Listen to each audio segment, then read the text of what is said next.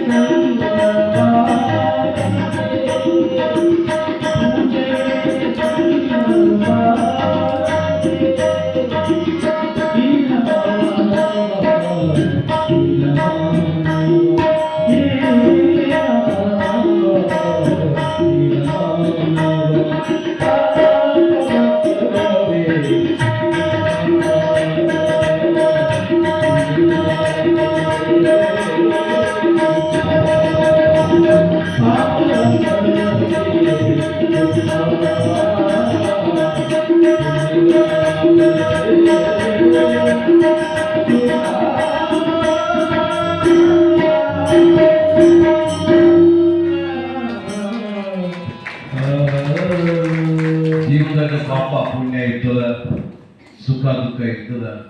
ಜೀವನದಾಗ ಆನಂದವಾಗಿ ಇರದೇ ಒಂದು ಪುಣ್ಯ ಅದ. ಈ ಪುಣ್ಯ ಪರಂಪರೆಗೆ ದಿವ್ಯ ಬೆಳಕನ್ನು ಚೆಲ್ಲಿರುವ ನಮ್ಮ ಕಲೆಗೆ ಒಂದು ಸ್ಫೂರ್ತಿ ಕೊಟ್ಟು ಮಕ್ಕಳಿಗೆ ಹೆಂಗ ಅಪ್ಪಾಜಿ ಅಂದ್ರೆ ತವರಾಜಿ ಅಂದ್ರೆ ಪಾರೈತಿ ಕೊಡಕ್ಕೆ ಹೆಂಗ ಮಕ್ಕಳಿಗೆ ಹೆಂಗೆ ಪ್ರೀತಿಯಿಂದ ಕೊಡ್ತಿರಲ್ಲ, ನಮಗೂ ಕೂಡ ನಮ್ಮ ಚಂದ್ರಕಲಾ ಅಕ್ಕವರು ಹೊನ್ನಾಳಿಯವರು ನೋಡ್ರಿ, ಅವ್ರು ಚಂದ್ರಕಲಾ ನಮ್ಮ ಸಂಗೀತ ಕಲಾ ಇದು ಪುಣ್ಯದಲ್ಲ, ಗುರುವಿನ ಆಶೀರ್ವಾದ ಬಲ, ನಮಗಿರು 1 ಎಕರೆ ಹೊಲ, ದಿನಾ ಸಿದ್ಧ ಪ್ರಸಾದದ ಫಲ. ಅವರಿಗೆ ಜೋರಾದ ಚಪ್ಪಾಳೆ ತಪ್ಪಬೇಕು. ಅವ್ರು 100 ರೂಪಾಯಿ ಕಂಡು 50 ನೀವು ನೋಡಬೇಡ. ಮತ್ತು ನಾದಿನಿ ಕೊಟ್ಟಾರಂತ ಅಕ್ಕಿಗೆ ಹೆಂಗೆ ಸುಮ್ಮನೆ ಕೊಡ್ತಾರೆ, ಶ್ರೀದೇವಿ ಗೌಡ್ತಿ ಕೊಟ್ಟ. ಮತ್ತು ಹೆಂಗಿರ್ಬೇಕ ಮನ್ಯಾಗ ಅಕ್ಕಿಗೆ ನಾದಿನಿ ಚಂದ ಭಾಳ ಚಂದ. ನಮ್ಮ ಶ್ರೀದೇವಿ ಗೌಡ್ತಿ ಕೂಡ ನಮಗೆ 100 ರೂಪಾಯಿ 55 ರೂಪಾಯಿ ಕಾಣಿ ಕೊಟ್ಟಾರೆ. ಅವರಿಗೆ ಒಳ್ಳೇದಾಗಲಿ. ಒಂದು ಚಂದ ಕೇಳಿರಲ್ಲ, ನಿಮ್ದು ಪುಣ್ಯ ಅದ. ನೀವು ಎಷ್ಟು ಚಂದ ಕೇಳ್ತೀರ. ನಾವು ಇದು ಚರ್ಮ ಅದ, ಇದು ಚರ್ಮ ಅದ. ಈ ಚರ್ಮಕ್ಕೆ ಚರ್ಮ ನನ್ನ ಕರ್ಮ ಹೋಗ್ಬೇಕು, ನಮ್ಮ ಧರ್ಮ ಉಳಿಬೇಕಂತ ಅವಲವಾಗ್ತಾ ಇರ್ತದೆ ಅಂತ. ಈಗ ನೇರವಾಗಿ ನಮ್ಮೆಲ್ಲ ಅಣ್ಣನವರು, ನಮ್ಮ ಸಣ್ಣ ಗುಡ್ಡಪ್ಪ ಅವರು ಅಧ್ಯಕ್ಷರೆಲ್ಲರಿಗೆ ಚಂದ ಶಿಸ್ತಾಗಿ ಕೊಡ್ತಾರ. ಗೇಟ್ ಹೊರಗೆ ಗಂಡ್ಮಕ್ಳು ಯಾವಾಗಲೂ ಹೊರಗೆ ಕುಂತು ಹೊರಗೆ ನೋಡಿ ಹೊರಗೆ ಕೇಳಿ ಹೊರಗೆ ಹೋಗ. ಇವ್ರು ಹೆಣ್ಮಕ್ಳು ಎಲ್ಲ ಹೊರಗೆ. ಈಗ ನೇರವಾಗಿ ಇಲ್ಕದಿಂದ ಪೂಜ್ಯ ಗುರುಗಳು ವಿಜಯಮಾನ ಶಿವಗಳ ದರ್ಶನ ಮಾಡಿಕೊಂಡು ಇವತ್ತು ನಮಗೆ ಪ್ರವಚನ ದರ್ಶನ ಮಾಡ್ತಾರೆ. ಅವ್ರಿಗೆ ಜೋರಾದ ಚಪ್ಪಾಳೆ. ಈಗಾಗಲೇ ಗುರುಗಳು ಫೋನ್ ಮಾಡ್ತಾ ಇದ್ದಾರೆ. ಈಗ ಸಮಯ 6:25, ಸಮಯ 6:20, ತಾರೀಕು 20. ನಮಗಿಲ್ಲ ಆಪತ್ತು, ಪ್ರವಚನ ಕೇಳಿದ್ರೆ ಸಂಪತ್ತು, ಕೇಳೋರಿದ್ದಕ್ಕೆ ನಿಯತ್ತು. ಮೊಬೈಲ್ದಾಗ ಮಾಡಬೇಡಿ ನೀವು ಗಮ್ಮತ್ತು, ನಿಮಗೆ ಒಳ್ಳೆ ಸವಲತ್ತು. ನಿಮ್ಮ ಚಪ್ಪಾಳಿಗಳಿಗೆ ಕಿಮ್ಮತ್ತು, ಜೋರಾದ ಚಪ್ಪಾಳಿ. ನಿಮ್ಮ ಮೊಬೈಲ್ ಸೈಲೆಂಟ್ ಮೋಡ್ನಾಗ ಇಟ್ಟು ಈಗ ನೇರವಾಗಿ ಇಲ್ಕಲ್ದಿಂದ ಗುರುಗಳು ಇವತ್ತು ದಯಮಾಡಿ ಸರ್ ವಿಜಯಮಾನ ಶಿವಗಳ ದರ್ಶನ ಮಾಡಿಕೊಂಡು ಈಗ ದರ್ಶನ ಪಡೆದಾಗ ಈಗ ಪೂಜ್ಯ ಶಿವಬಸವ ಮಹಾಸ್ವಾಮಿಗಳವರ ಪ್ರವಚನದ ನುಡಿಗಳು. ಧರ್ಮಗುರು ಬಸವಣ್ಣವರನ್ನ ಸ್ಮರಿಸುತ್ತಾ ಕಲ್ಯಾಣ ನಾಡಿನ ನಡೆದಾಡುವ ದೇವರಾದಂತಹ ಪರಮ ಪೂಜ್ಯ ಡಾಕ್ಟರ್ ಚನ್ನಬಸವ ಪಟ್ಟದೇವರನ್ನ ಸ್ಮರಿಸುತ್ತಾ ದೀಕ್ಷಾ ಗುರುಗಳು ಸದ್ಗುರುಗಳಾದಂತಹ ಪರಮ ಪೂಜ್ಯ ನಾಡೋಜ ಡಾಕ್ಟರ್ ಬಸವಲಿಂಗ ಪಟ್ಟದೇವರ ಶ್ರೀ ಚರಣಕ್ಕೆ ಎರಗುತ್ತಾ ಕ್ರಿಯಾಶೀಲ ಅಪ್ಪಗಳಾದ ಗುರುಬಸವ ಪಟ್ಟದೇವರ ಶ್ರೀ ಚರಣಕ್ಕೆ ಎರಗುತ್ತಾ ಇವತ್ತಿನ ಪ್ರವಚನಕ್ಕೆ ಆಗಮಿಸಿರ್ತಕ್ಕಂತಹ ಪರಮ ಪೂಜ್ಯ ಆಗಿರ್ತಕ್ಕಂತಹ ತಾಯಿಯವರು ಸುಗುಣ ತಾಯಿಯವರ ಶ್ರೀ ಚರಣಕ್ಕೆ ಎರಗುತ್ತಾ ಎಲ್ಲ ಶರಣ ತಂದೆ ತಾಯಿಗಳಿಗೆ ನಮ್ಮೆಲ್ಲರಿಗೂ ಶರಣು ಶರಣಾರ್ಥಿಗಳು. ಶರಣು ಶರಣಾರ್ಥಿ. ಅಣ್ಣ ಚೇರ್ ನಿಧಾನವಾಗಿ ಇಡ್ಲಿ, ಅವು ಸೌಂಡ್ ಮಾಡಬೇಡ್ರಿ, ಸ್ವಲ್ಪ ಅವಕಾಶ ಇಡೋಣ. ಸಿಟ್ಟಿದ್ದು ಚೆತ್ತು ಬಿಟ್ಟಾಕ್ಬೇಡ್ರಿ. ಮಹಾಮಣಿ ಹಾಳಾಗಿ ಹೋಗಬಾರದೆಂದು ಕರ್ತನಟ್ಟಿದನಯ್ಯ ಒಬ್ಬ ಶರಣ. ಆ ಶರಣ ಬಂದು ಕಲ್ಯಾಣವೆಂಬ ಶಿವಪರ್ವ ಕೈಲಾಸವ ಮಾಡಿ ರುದ್ರಗಣ ಪ್ರಮಥ ಗಣಗಳೆಲ್ಲ ಹಿಡಿತಂದು ಅಮರ ಗಣಗಳೆಂದು ಹೆಸರಿಟ್ಟು ಕರೆದು ಅಗಣಿತ ಗಣಗಳೆಲ್ಲ ಕರೆತಂದು ಅಸಂಖ್ಯಾತರೆಂದು ಹೆಸರಿಟ್ಟು ಕರೆದು ಭಕ್ತಿ ಕುಳಸ್ಥಲವ ಶ್ರುತ ದೃಷ್ಟ ಪವಾಡದಿಂದ ಮೆರೆದು ತೋರಿ ಆ ಶಿವಶರಣನ ಮನೆಯೊಳಗಿಪ್ಪ ಶಿವಗಣಗಳ ತಿಂತಿನಿಯ ಕಂಡು ಉಬ್ಬಿ ಕೊಬ್ಬಿ ಹರ್ಷದಿ ಓಲಾಡುತ್ತಿದ್ದನೆಯ ಗುಹೇಶ್ವರನ ಶರಣ ಸಂಗಣ ಬಸವಣ್ಣನ ದಾಸೋಹದ ಗಣವ ಏನೆಂದೆನ್ನಬಹುದು ನೋಡ ಸಿದ್ದರಾಮಯ್ಯ. ಈ ವಚನದಲ್ಲಿ ಅಲ್ಲಂಪ್ರಭುದೇವರುಗಳು ಎಷ್ಟು ಚಂದ ಹೇಳ್ತಾರೆ. ಮರ್ತ್ಯಲೋಕ ಅನ್ನುವಂತಹ ಮಹಾಮಣಿ ಈ ಕರ್ತಾರನ ಕಮಟ ಯಾವ್ದಾವುದೋ ಕಾರಣಕ್ಕೆ ತನ್ನ ಬದುಕನ್ನು ಹಾಳು ಮಾಡ್ಕೊಂಡು ಮೇಲ್ವರ್ಗ ಕೆಳವರ್ಗ ಈ ರೀತಿ ಒಬ್ಬರನ್ನೊಬ್ರು ಆಗಲ್ಲ, ಈ ರೀತಿ ಮರ್ತ್ಯಲೋಕ ಅಧೋಗತಿ ಹೊಂಟಿತ್ತು. ಈ ಪರಿಸ್ಥಿತಿಯನ್ನು ನೋಡಿ ಆ ಸೃಷ್ಟಿಕರ್ತ ಭಗವಂತ ಒಬ್ಬ ಮಹಾಶರಣನ್ನ ಕಳಿಸಿದ್ರು. ಕಲ್ಯಾಣ ಆ ಶರಣ ಬಂದ್ರು ಯಾರಂದ್ರೆ ಬಸವಣ್ಣವರು ಬಂದು ಕಲ್ಯಾಣ ಅನ್ನುವಂತಹ ಶಿವಪುರವ ಕೈಲಾಸವ ಮಾಡಿ ಕಲ್ಯಾಣ ಅನ್ನುವಂತಹ ಪಟ್ಟಣವನ್ನ ಯಾವ ರೀತಿ ಮಾಡಿದ್ರೆ ಕೈಲಾಸದ ದೇವತೆಗಳು ನೋಡಿ ನಾಸ್ತಿದ್ರಂತ ಆ ರೀತಿ ಕಲ್ಯಾಣ ಪಟ್ಟಣವನ್ನ ವಿಜೃಂಭಣೆಯಿಂದ ಭಕ್ತಿ ಉತ್ಸುಕತೆಯಿಂದ ಬೆಳೆಸಿದ್ರು ಬಸವಣ್ಣವರು. ರುದ್ರಗಣ ಪ್ರಮಥ ಗಣಗಳನ್ನೆಲ್ಲ ಹಿಡಿತಂದ್ರು.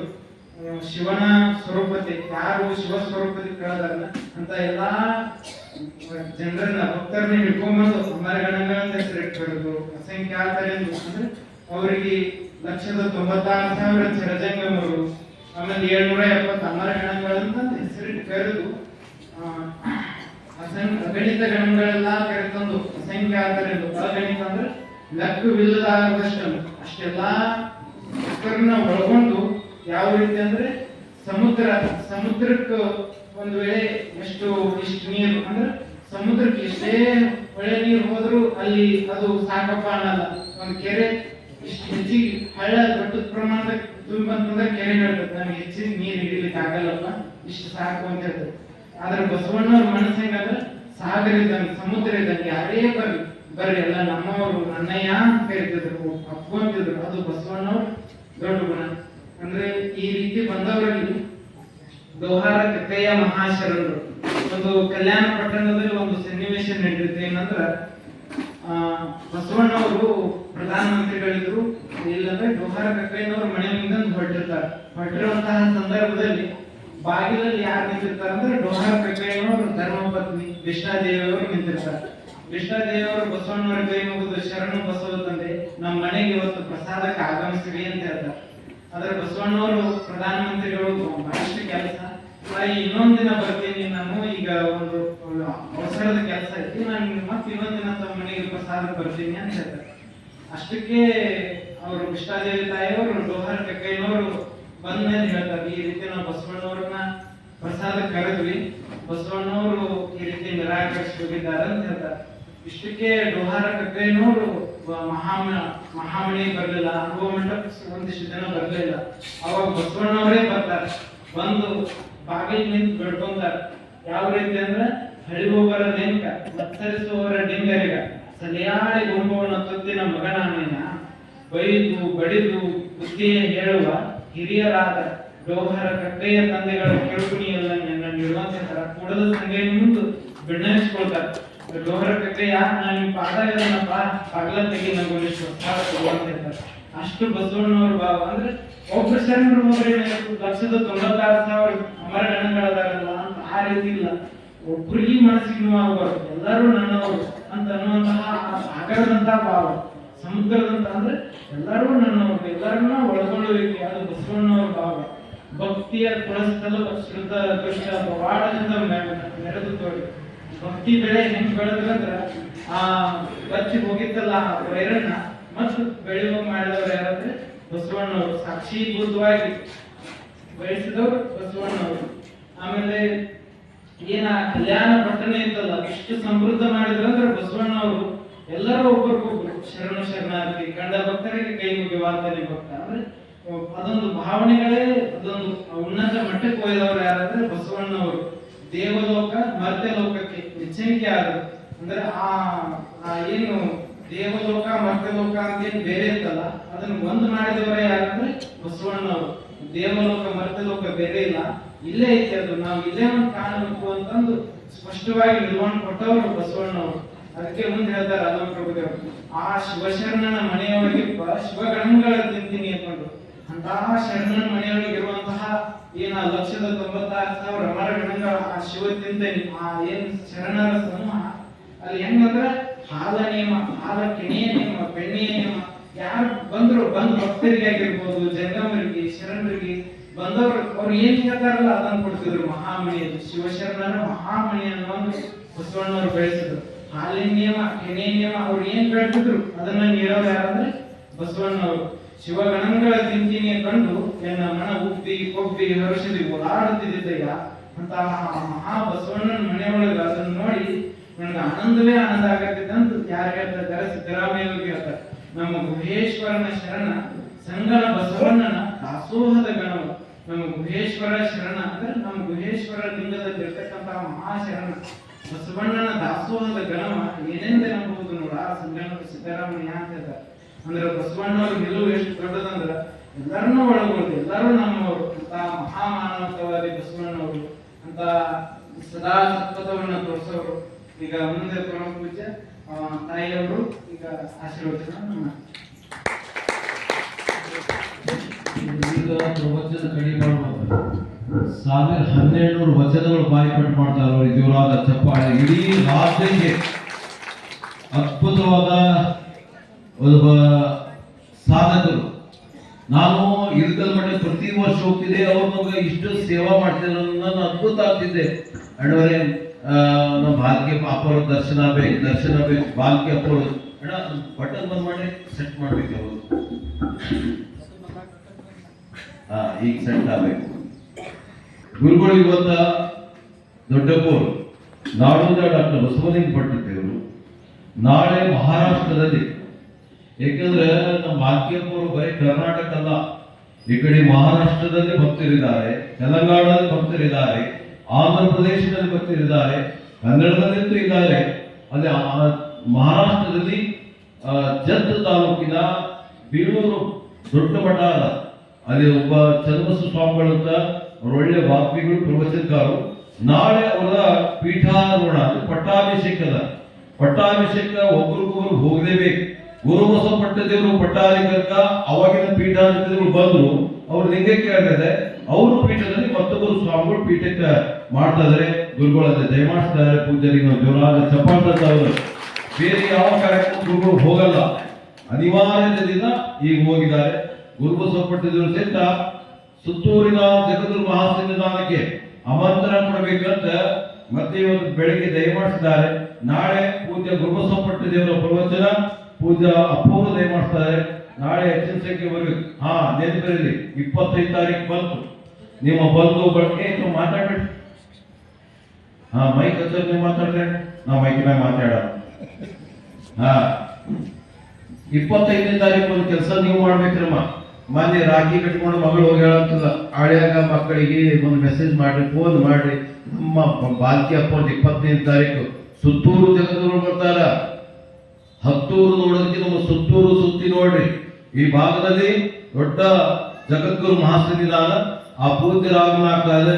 ಈಗಾಗಲೇ ಪತ್ರಿಕೆ ಪ್ರಿಂಟ್ ಆಗಿದ್ದಾವೆ. ನಾಳೆ ಹೆಚ್ಚಿನ ಸಂಖ್ಯೆಯಲ್ಲಿ ತಾವು ಬರಬೇಕು. 25ನೇ ತಾರೀಕು 2 ತಾಸು ಕಾರ್ಯಕ್ರಮ. ಹೆಚ್ಚು ಹೇಳಲ್ಲ. ಗುರುಗಳು ನಾನು ಬೆಳಿಗ್ಗೆ ವಾಕಿಂಗ್ ಹೇಳಿದೆ, ಅಪ್ಪಳಿಗೆ ದರ್ಶನ ಕೊಡ್ಬೇಕಂತ ಹೇಳ 2 ತಾಸು ಕರೆಕ್ಟಾಗಿ ಟೈಮ್ ಪ್ರಾರಂಭ ಮಾಡೋಣ, ಕರೆಕ್ಟಾಗಿ ಮುಗಿಸೋಣ ಅಂತ ಹೇಳ್ತಾ, ಜೀವನ ಹಾಸ್ಯ ಹೆಂಗ್ ಸಿಕ್ತಂದ್ರೆ ಒಂದೊಂದ್ಸಲ ಸತ್ತ ಮನೆಗೆ ಹಾಸ್ಯ ಇರ್ತದ್ರಿ. ಮನೆ ಸತ್ತ ಹೋಗಿ ಅಪ್ಪವ್ರು ಅಪ್ಪವ್ರ ಪಾದಕ್ಕೆ ಬಿದ್ದು ಅಳತ್ತು, ಹಿಂಗ್ ಅಳತ್ತು ನಾನು ಬೈದೆ. ಏನು ಹುಚ್ಚ, 6 ತಿಂಗಳಿಂದಾಗ ನಿಮ್ಮಪ್ಪ ಸತ್ತ ಇಟ್ಟು ಒಳ್ಳೆಯಾಡ ಹತ್ತಿರ ಮಗನೆ. ನಿಮ್ಮ ಅಪ್ಪನ ಚಿಂತಿದಾಗ 3 ತಿಂಗಳಾಗ ನಿಮ್ಮ ಅವು ಸತ್ ಹೋದಳು ಇಟ್ಟು ಒಳ್ಳೆಯಾಡ ಹತ್ತಿಲ್ಲ. ಈಗ ಹೆಂಡತಿ ಸತ್ತಿದ ಕಳ್ತೆ ಮಗನೇ ಅವ ಅಂತ. ಇದಕ್ಕೆಲ್ಲ ನೀವು ಹಿರುಗಳ ಕಾರಣ ಇದ್ದೀರಲ್ಲ, ಬುಸುಕ್ನಿ ಅಂತ. ಯಾಕೋ ಅಂದ್ರ ನಮ್ಮಪ್ಪ ಸತ್ತಾಗ ಊರಾಗಿನ ಮಂದಿ ನೀವೇನಂದ್ರಿ, ಅಪ್ಪ ಸತ್ತಲ್ಲಪ್ಪ, ನಾವು ಅಪ್ಪನ ತಿಳ್ಕೋರಿ. ಗಪ್ ಅಂದೆ, ಗಪ್ ಹೊಡೆದೆ. 3 ತಿಂಗಳು ನಮ್ಮ ಅಮ್ಮ ಸತ್ತಳು, ನೀವು ಊರಾಗಿ ಬಂದು ಹೇಳು ತಮ್ಮ ಅವರಿಗೆ ತಿಳ್ಕೋ, ಗಪ್ ಹೊಡೆದೆ. ಈಗ ನನ್ನ ಹೆಂಡತಿ ಸತ್ತಾಳ, ತಿಳ್ಕೊಂಡ್ರ ಹೆಂಡತಿ ಹೆಂಡತಿ ಹೆಂಡತಿ ಹೇಳ್ತಿ ಎದ್ದಿದ್ದ ಬರ್ತಾಳ ಗೊತ್ತದ. ನಾನು ಹೆಂಡತಿಗೆ ಅದೇ ಹೇಳ್ತೀನಿ, ಗಂಡು ಮುಚ್ಚದ ಮಾಡಿ ಮುಚ್ಚದ ನೋಡ್ಬೇಕು ಕೈ ಬಿಟ್ಟು ನೋಡ್ರಿ ಆಸೆ ಸಿಗ್ತದ. ಅದಕ್ಕೆ ನೆನಪಿರಲಿ, 25 ತಾರೀಕು ವಿಶೇಷ ಕಾರ್ಯಕ್ರಮ ಇಲ್ಲಿ ಆಗತ್ತ. 23, 27, 23, 24 3 ದಿವಸ ಗುರುಕುಲದಲ್ಲಿ ವಿಶೇಷ ಸಂಕೀರ್ಣ, ನಾಡಿನ ಸಾಹಿತಿಗಳು, ಚಿಂತಕರು, ಪೂಜ್ಯರು ದಯಮಾಡ್ತಾರೆ. 23, 24 ಗುರುಕುಲ ಅನುಭವ ಮಂಟಪ, 27 ಇಲ್ಲಿ ಪರಿಸ್ಥಿತಿ ಪ್ರಧಾನ ಆಗ್ತದೆ. 25 ಅಲ್ಲಿ ಬೆಳಿಗ್ಗೆ 10:30 ಪ್ರಾರಂಭ ಸಂಗೀತ, 11ಕ್ಕೆ ನೇರವಾಗಿ 11ಕ್ಕೆ 1:30.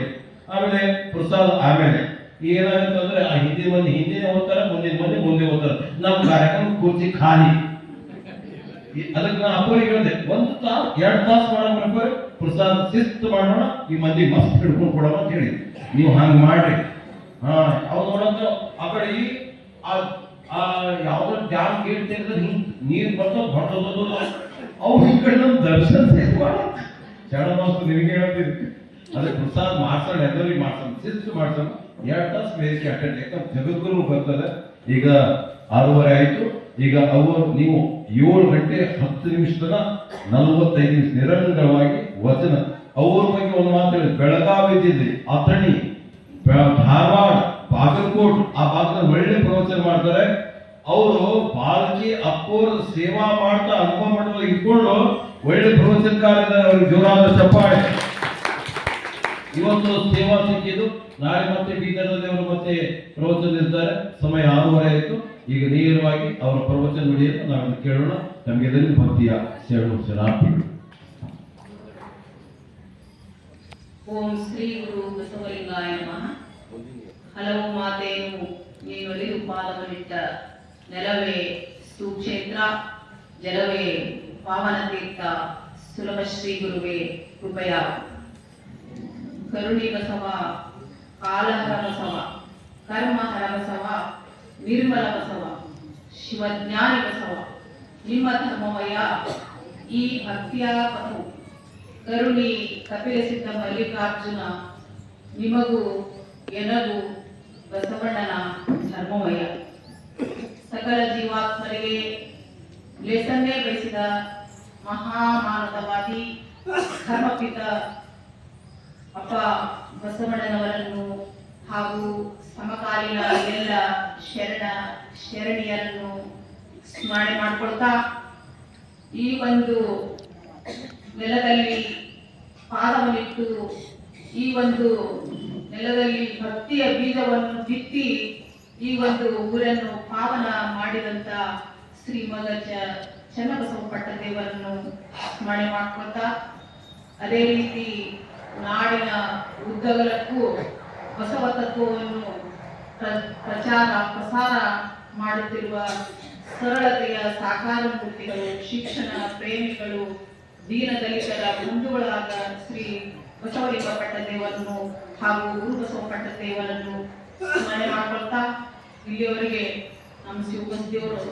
ಬಹಳ ಒಳ್ಳೆಯ ಅವರು ಸದ್ಗುಣಶೀಲರು. ಅವರು ಒಂದು ವಚನ ಚಿಂತನೆ ಮಾಡ್ಯಾರೆ, ಮತ್ತೆ ಏನು ದೋಹಾನು ಕುರಿತಾಗಿ ಒಂದಿಷ್ಟು ವಿಚಾರಗಳನ್ನ ಹಂಚಿಕೊಂಡಿದ್ದಾರೆ. ಅವರಿಗೂ ಶರಣವನ್ನು ಸಲ್ಲಿಸ್ತಾ, ಅದೇ ರೀತಿ ಪ್ರಸಿದ್ಧ ಕಲಾವಿದರಾದ ನವಲಿಂಗ ಪಾಟೀಲ್ ಅಣ್ಣವರಲ್ಲೂ ಹಾಗೂ ನಮ್ಮ ಜುಬ್ರೆ ಸರ್ ಇರ್ಬೋದು, ಮತ್ತು ಇಲ್ಲಿಯವರೆಗೆ ಸಂಗೀತ ಸೇವೆಯನ್ನ ನೆರವೇರಿಸಿದಂತ ಸಹೋದರರಿಗೂ ಹಾಗೂ ಈ ಒಂದು ಕಾರ್ಯಕ್ರಮದಲ್ಲಿ ಭಾಗವಹಿಸಿದ ಎಲ್ಲ ಶರಣ ಬಂಧುಗಳೆಲ್ಲರಿಗೂ ಶರಣಾರ್ಥಿ. ಇಲ್ಲಿ ಈ ಒಂದು ಪವಿತ್ರದಲ್ಲಿ ಶ್ರೀ ಚನ್ನಬಸವ ಪಟ್ಟದೇವರು ಲಿಂಗೈಕ್ಯಾದ ಒಂದು ಪವಿತ್ರ ಭೂಮಿ. ಈ ಒಂದು ನೆಲದಲ್ಲಿ ನನಗೆ ಮಾತನಾಡಲು ಅವಕಾಶ ಸಿಕ್ಕಿದ್ದು ಅದು ಚನ್ನಬಸವ ಪಟ್ಟದೇವರ ಒಂದು ಅನುಗ್ರಹ ಮತ್ತು ಬಸವಲಿಂಗ ಪಟ್ಟದೇವರ ಅನುಗ್ರಹ ಅಂತ ತಿಳ್ಕೊಂಡು ನಾ ಇಲ್ಲಿ ಭಾವಿಸ್ತಾ ಇದ್ದೇನೆ. ನೀವೆಲ್ಲರೂ ಸಹ ಇಲ್ಲಿವರೆಗೆ ಸುಮಾರು ವರ್ಷಗಳಿಂದ ತಾವೆಲ್ಲ ಚನ್ನಬಸವ ಪಟ್ಟದೇವರನ್ನು ಹಿಡಿದುಕೊಂಡು ಬಸವಲಿಂಗ ಪಟ್ಟದೇವರದು, ಗುರು ಬಸವ ಪಟ್ಟದೇವರದು, ಇಲ್ಲಿ ಅನೇಕ ಜನ ಪ್ರತಿ ವರ್ಷ ಶ್ರಾವಣ ಮಾಸ ನಡೀತಾ ಇರ್ತದೆ. ಇವೆಲ್ಲರೂ ಸಹ ಅನೇಕ ಮಹಾತ್ಮರಿಂದ, ದೊಡ್ಡ ದೊಡ್ಡ ಜ್ಞಾನಿಗಳಿಂದ ಬಹಳಷ್ಟು ಜ್ಞಾನವನ್ನು ಕೇಳಿಕೊಂಡು ನೀವೆಲ್ಲರೂ ಸಹ ಬಹಳಷ್ಟು ಜ್ಞಾನಿಗಳಾಗಿದ್ದೀರಿ ಅಂತ ನಮ್ಗೆ ಅನ್ನಿಸ್ತಾ ಇದೆ. ನಾವೆಲ್ಲರೂ ಈಗೇನು ನೀವು ದೊಡ್ಡ ದೊಡ್ಡ ಜ್ಞಾನಿಗಳಿಂದ ಕೇಳ್ತಾ ಇದ್ದೀರಿ, ಅವರಷ್ಟು ದೊಡ್ಡ ಜ್ಞಾನಿಗಳು ನಾವೆಲ್ಲ. ಪರಮಾತ್ಮ ಬಸವೇಶ ಶರಣರು ನಮಗೆ ಎಷ್ಟು ಬುದ್ಧಿಶಕ್ತಿಯನ್ನು ಕೊಟ್ಟಲ್ಲ, ಅವರು ಕೊಟ್ಟಷ್ಟು ನಾನು ಇಲ್ಲಿ ನನ್ನ ಮಾತುಗಳನ್ನು ಪ್ರಾರಂಭ ಮಾಡ್ತೇನೆ. ಒಂದಲ್ಲ ಎರಡಲ್ಲ ಮೂರಲ್ಲ ನಾಲ್ಕಲ್ಲ, ಒಂದಲ್ಲ ಎರಡಲ್ಲ ಮೂರಲ್ಲ ನಾಲ್ಕಲ್ಲ, 84 ಲಕ್ಷ ಯೋನಿಗಳಲ್ಲಿನ ಬಂದೇ ಬಂದೇ,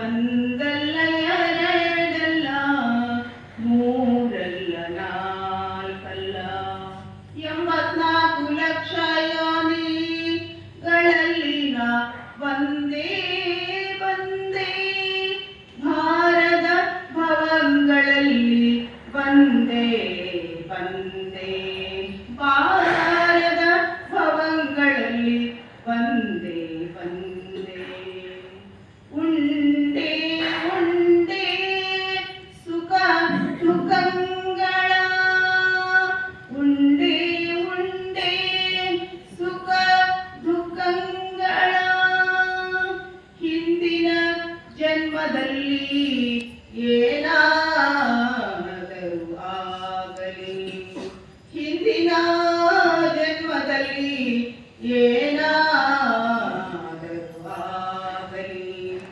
ಮುಂದೆ ನೀ ಕರುಣಿಸ ಚೆನ್ನಮಲ್ಲಿಕಾರ್ಜುನ, ಮುಂದೆ ನೀ ಕರುಣಿಸ ಚೆನ್ನಮಲ್ಲಿಕಾರ್ಜುನ.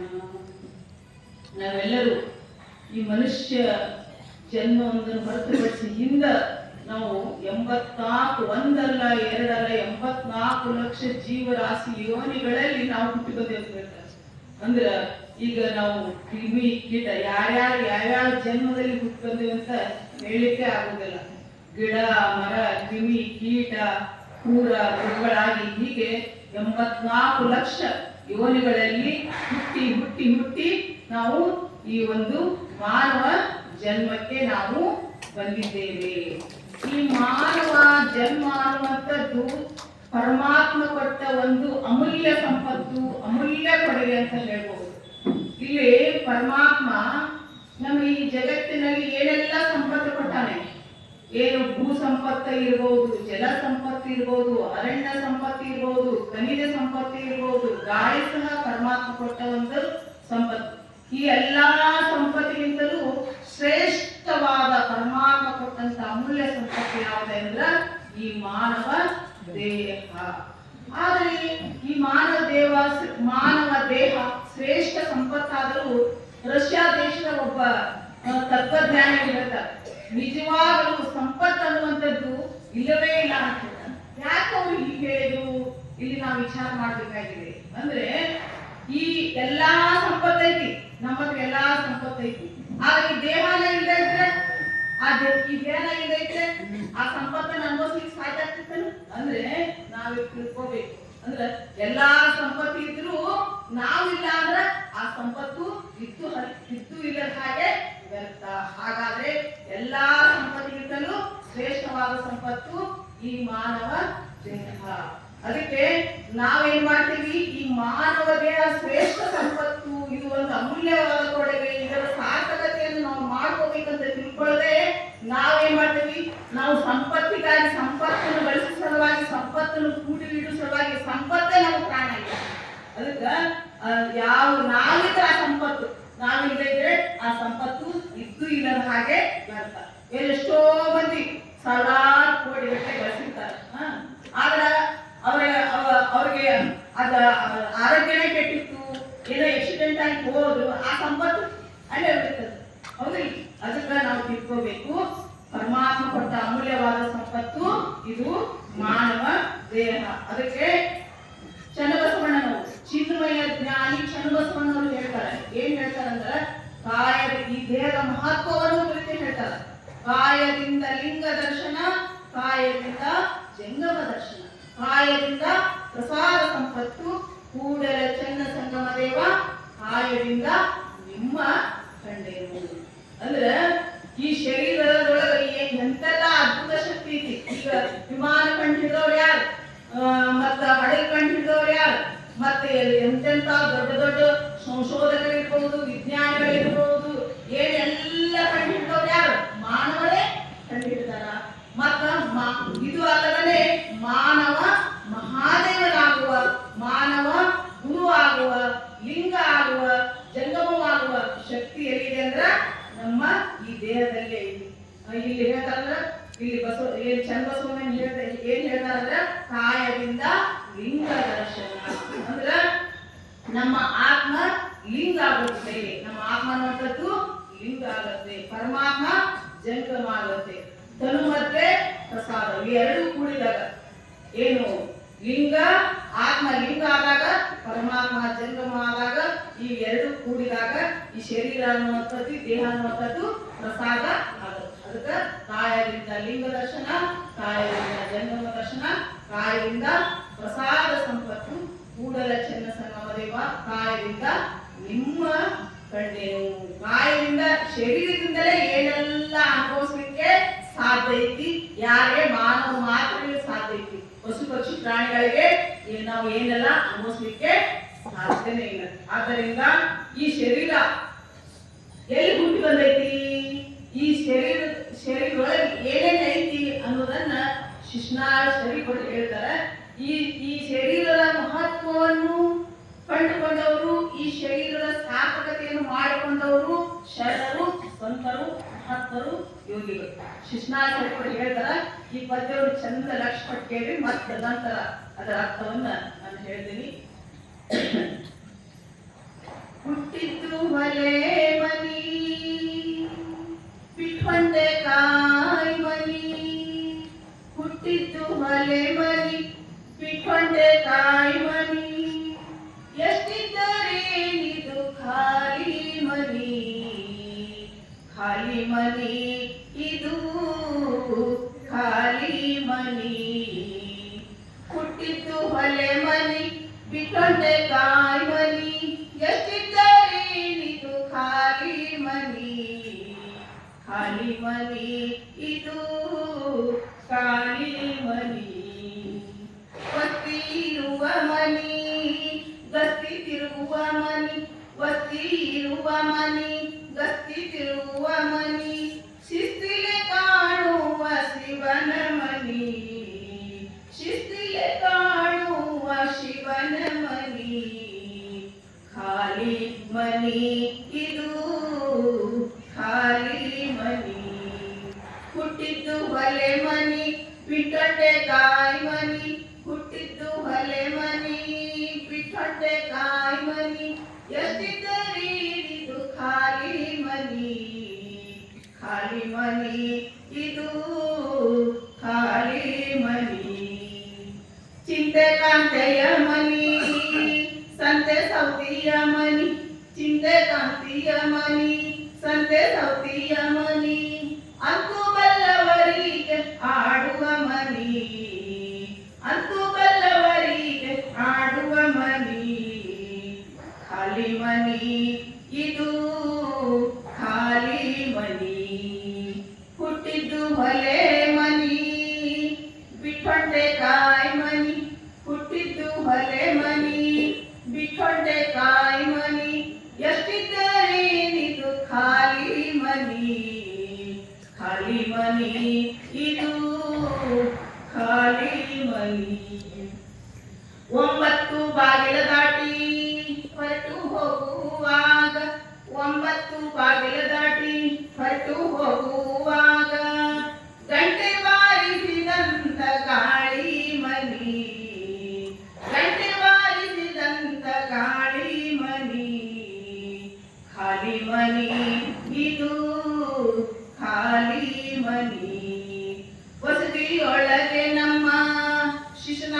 ಸತೀಶನ ವಸತಿಯೊಳಗೆ ನಮ್ಮ ಶಿಶುನಾಳಧೀಶನ ಹಸನಾದ ಪದಗಳ ಹಾಡುವ ಮನಿ, ಹಸನಾದ ಪದಗಳ ಹಾಡುವ ಮನಿ.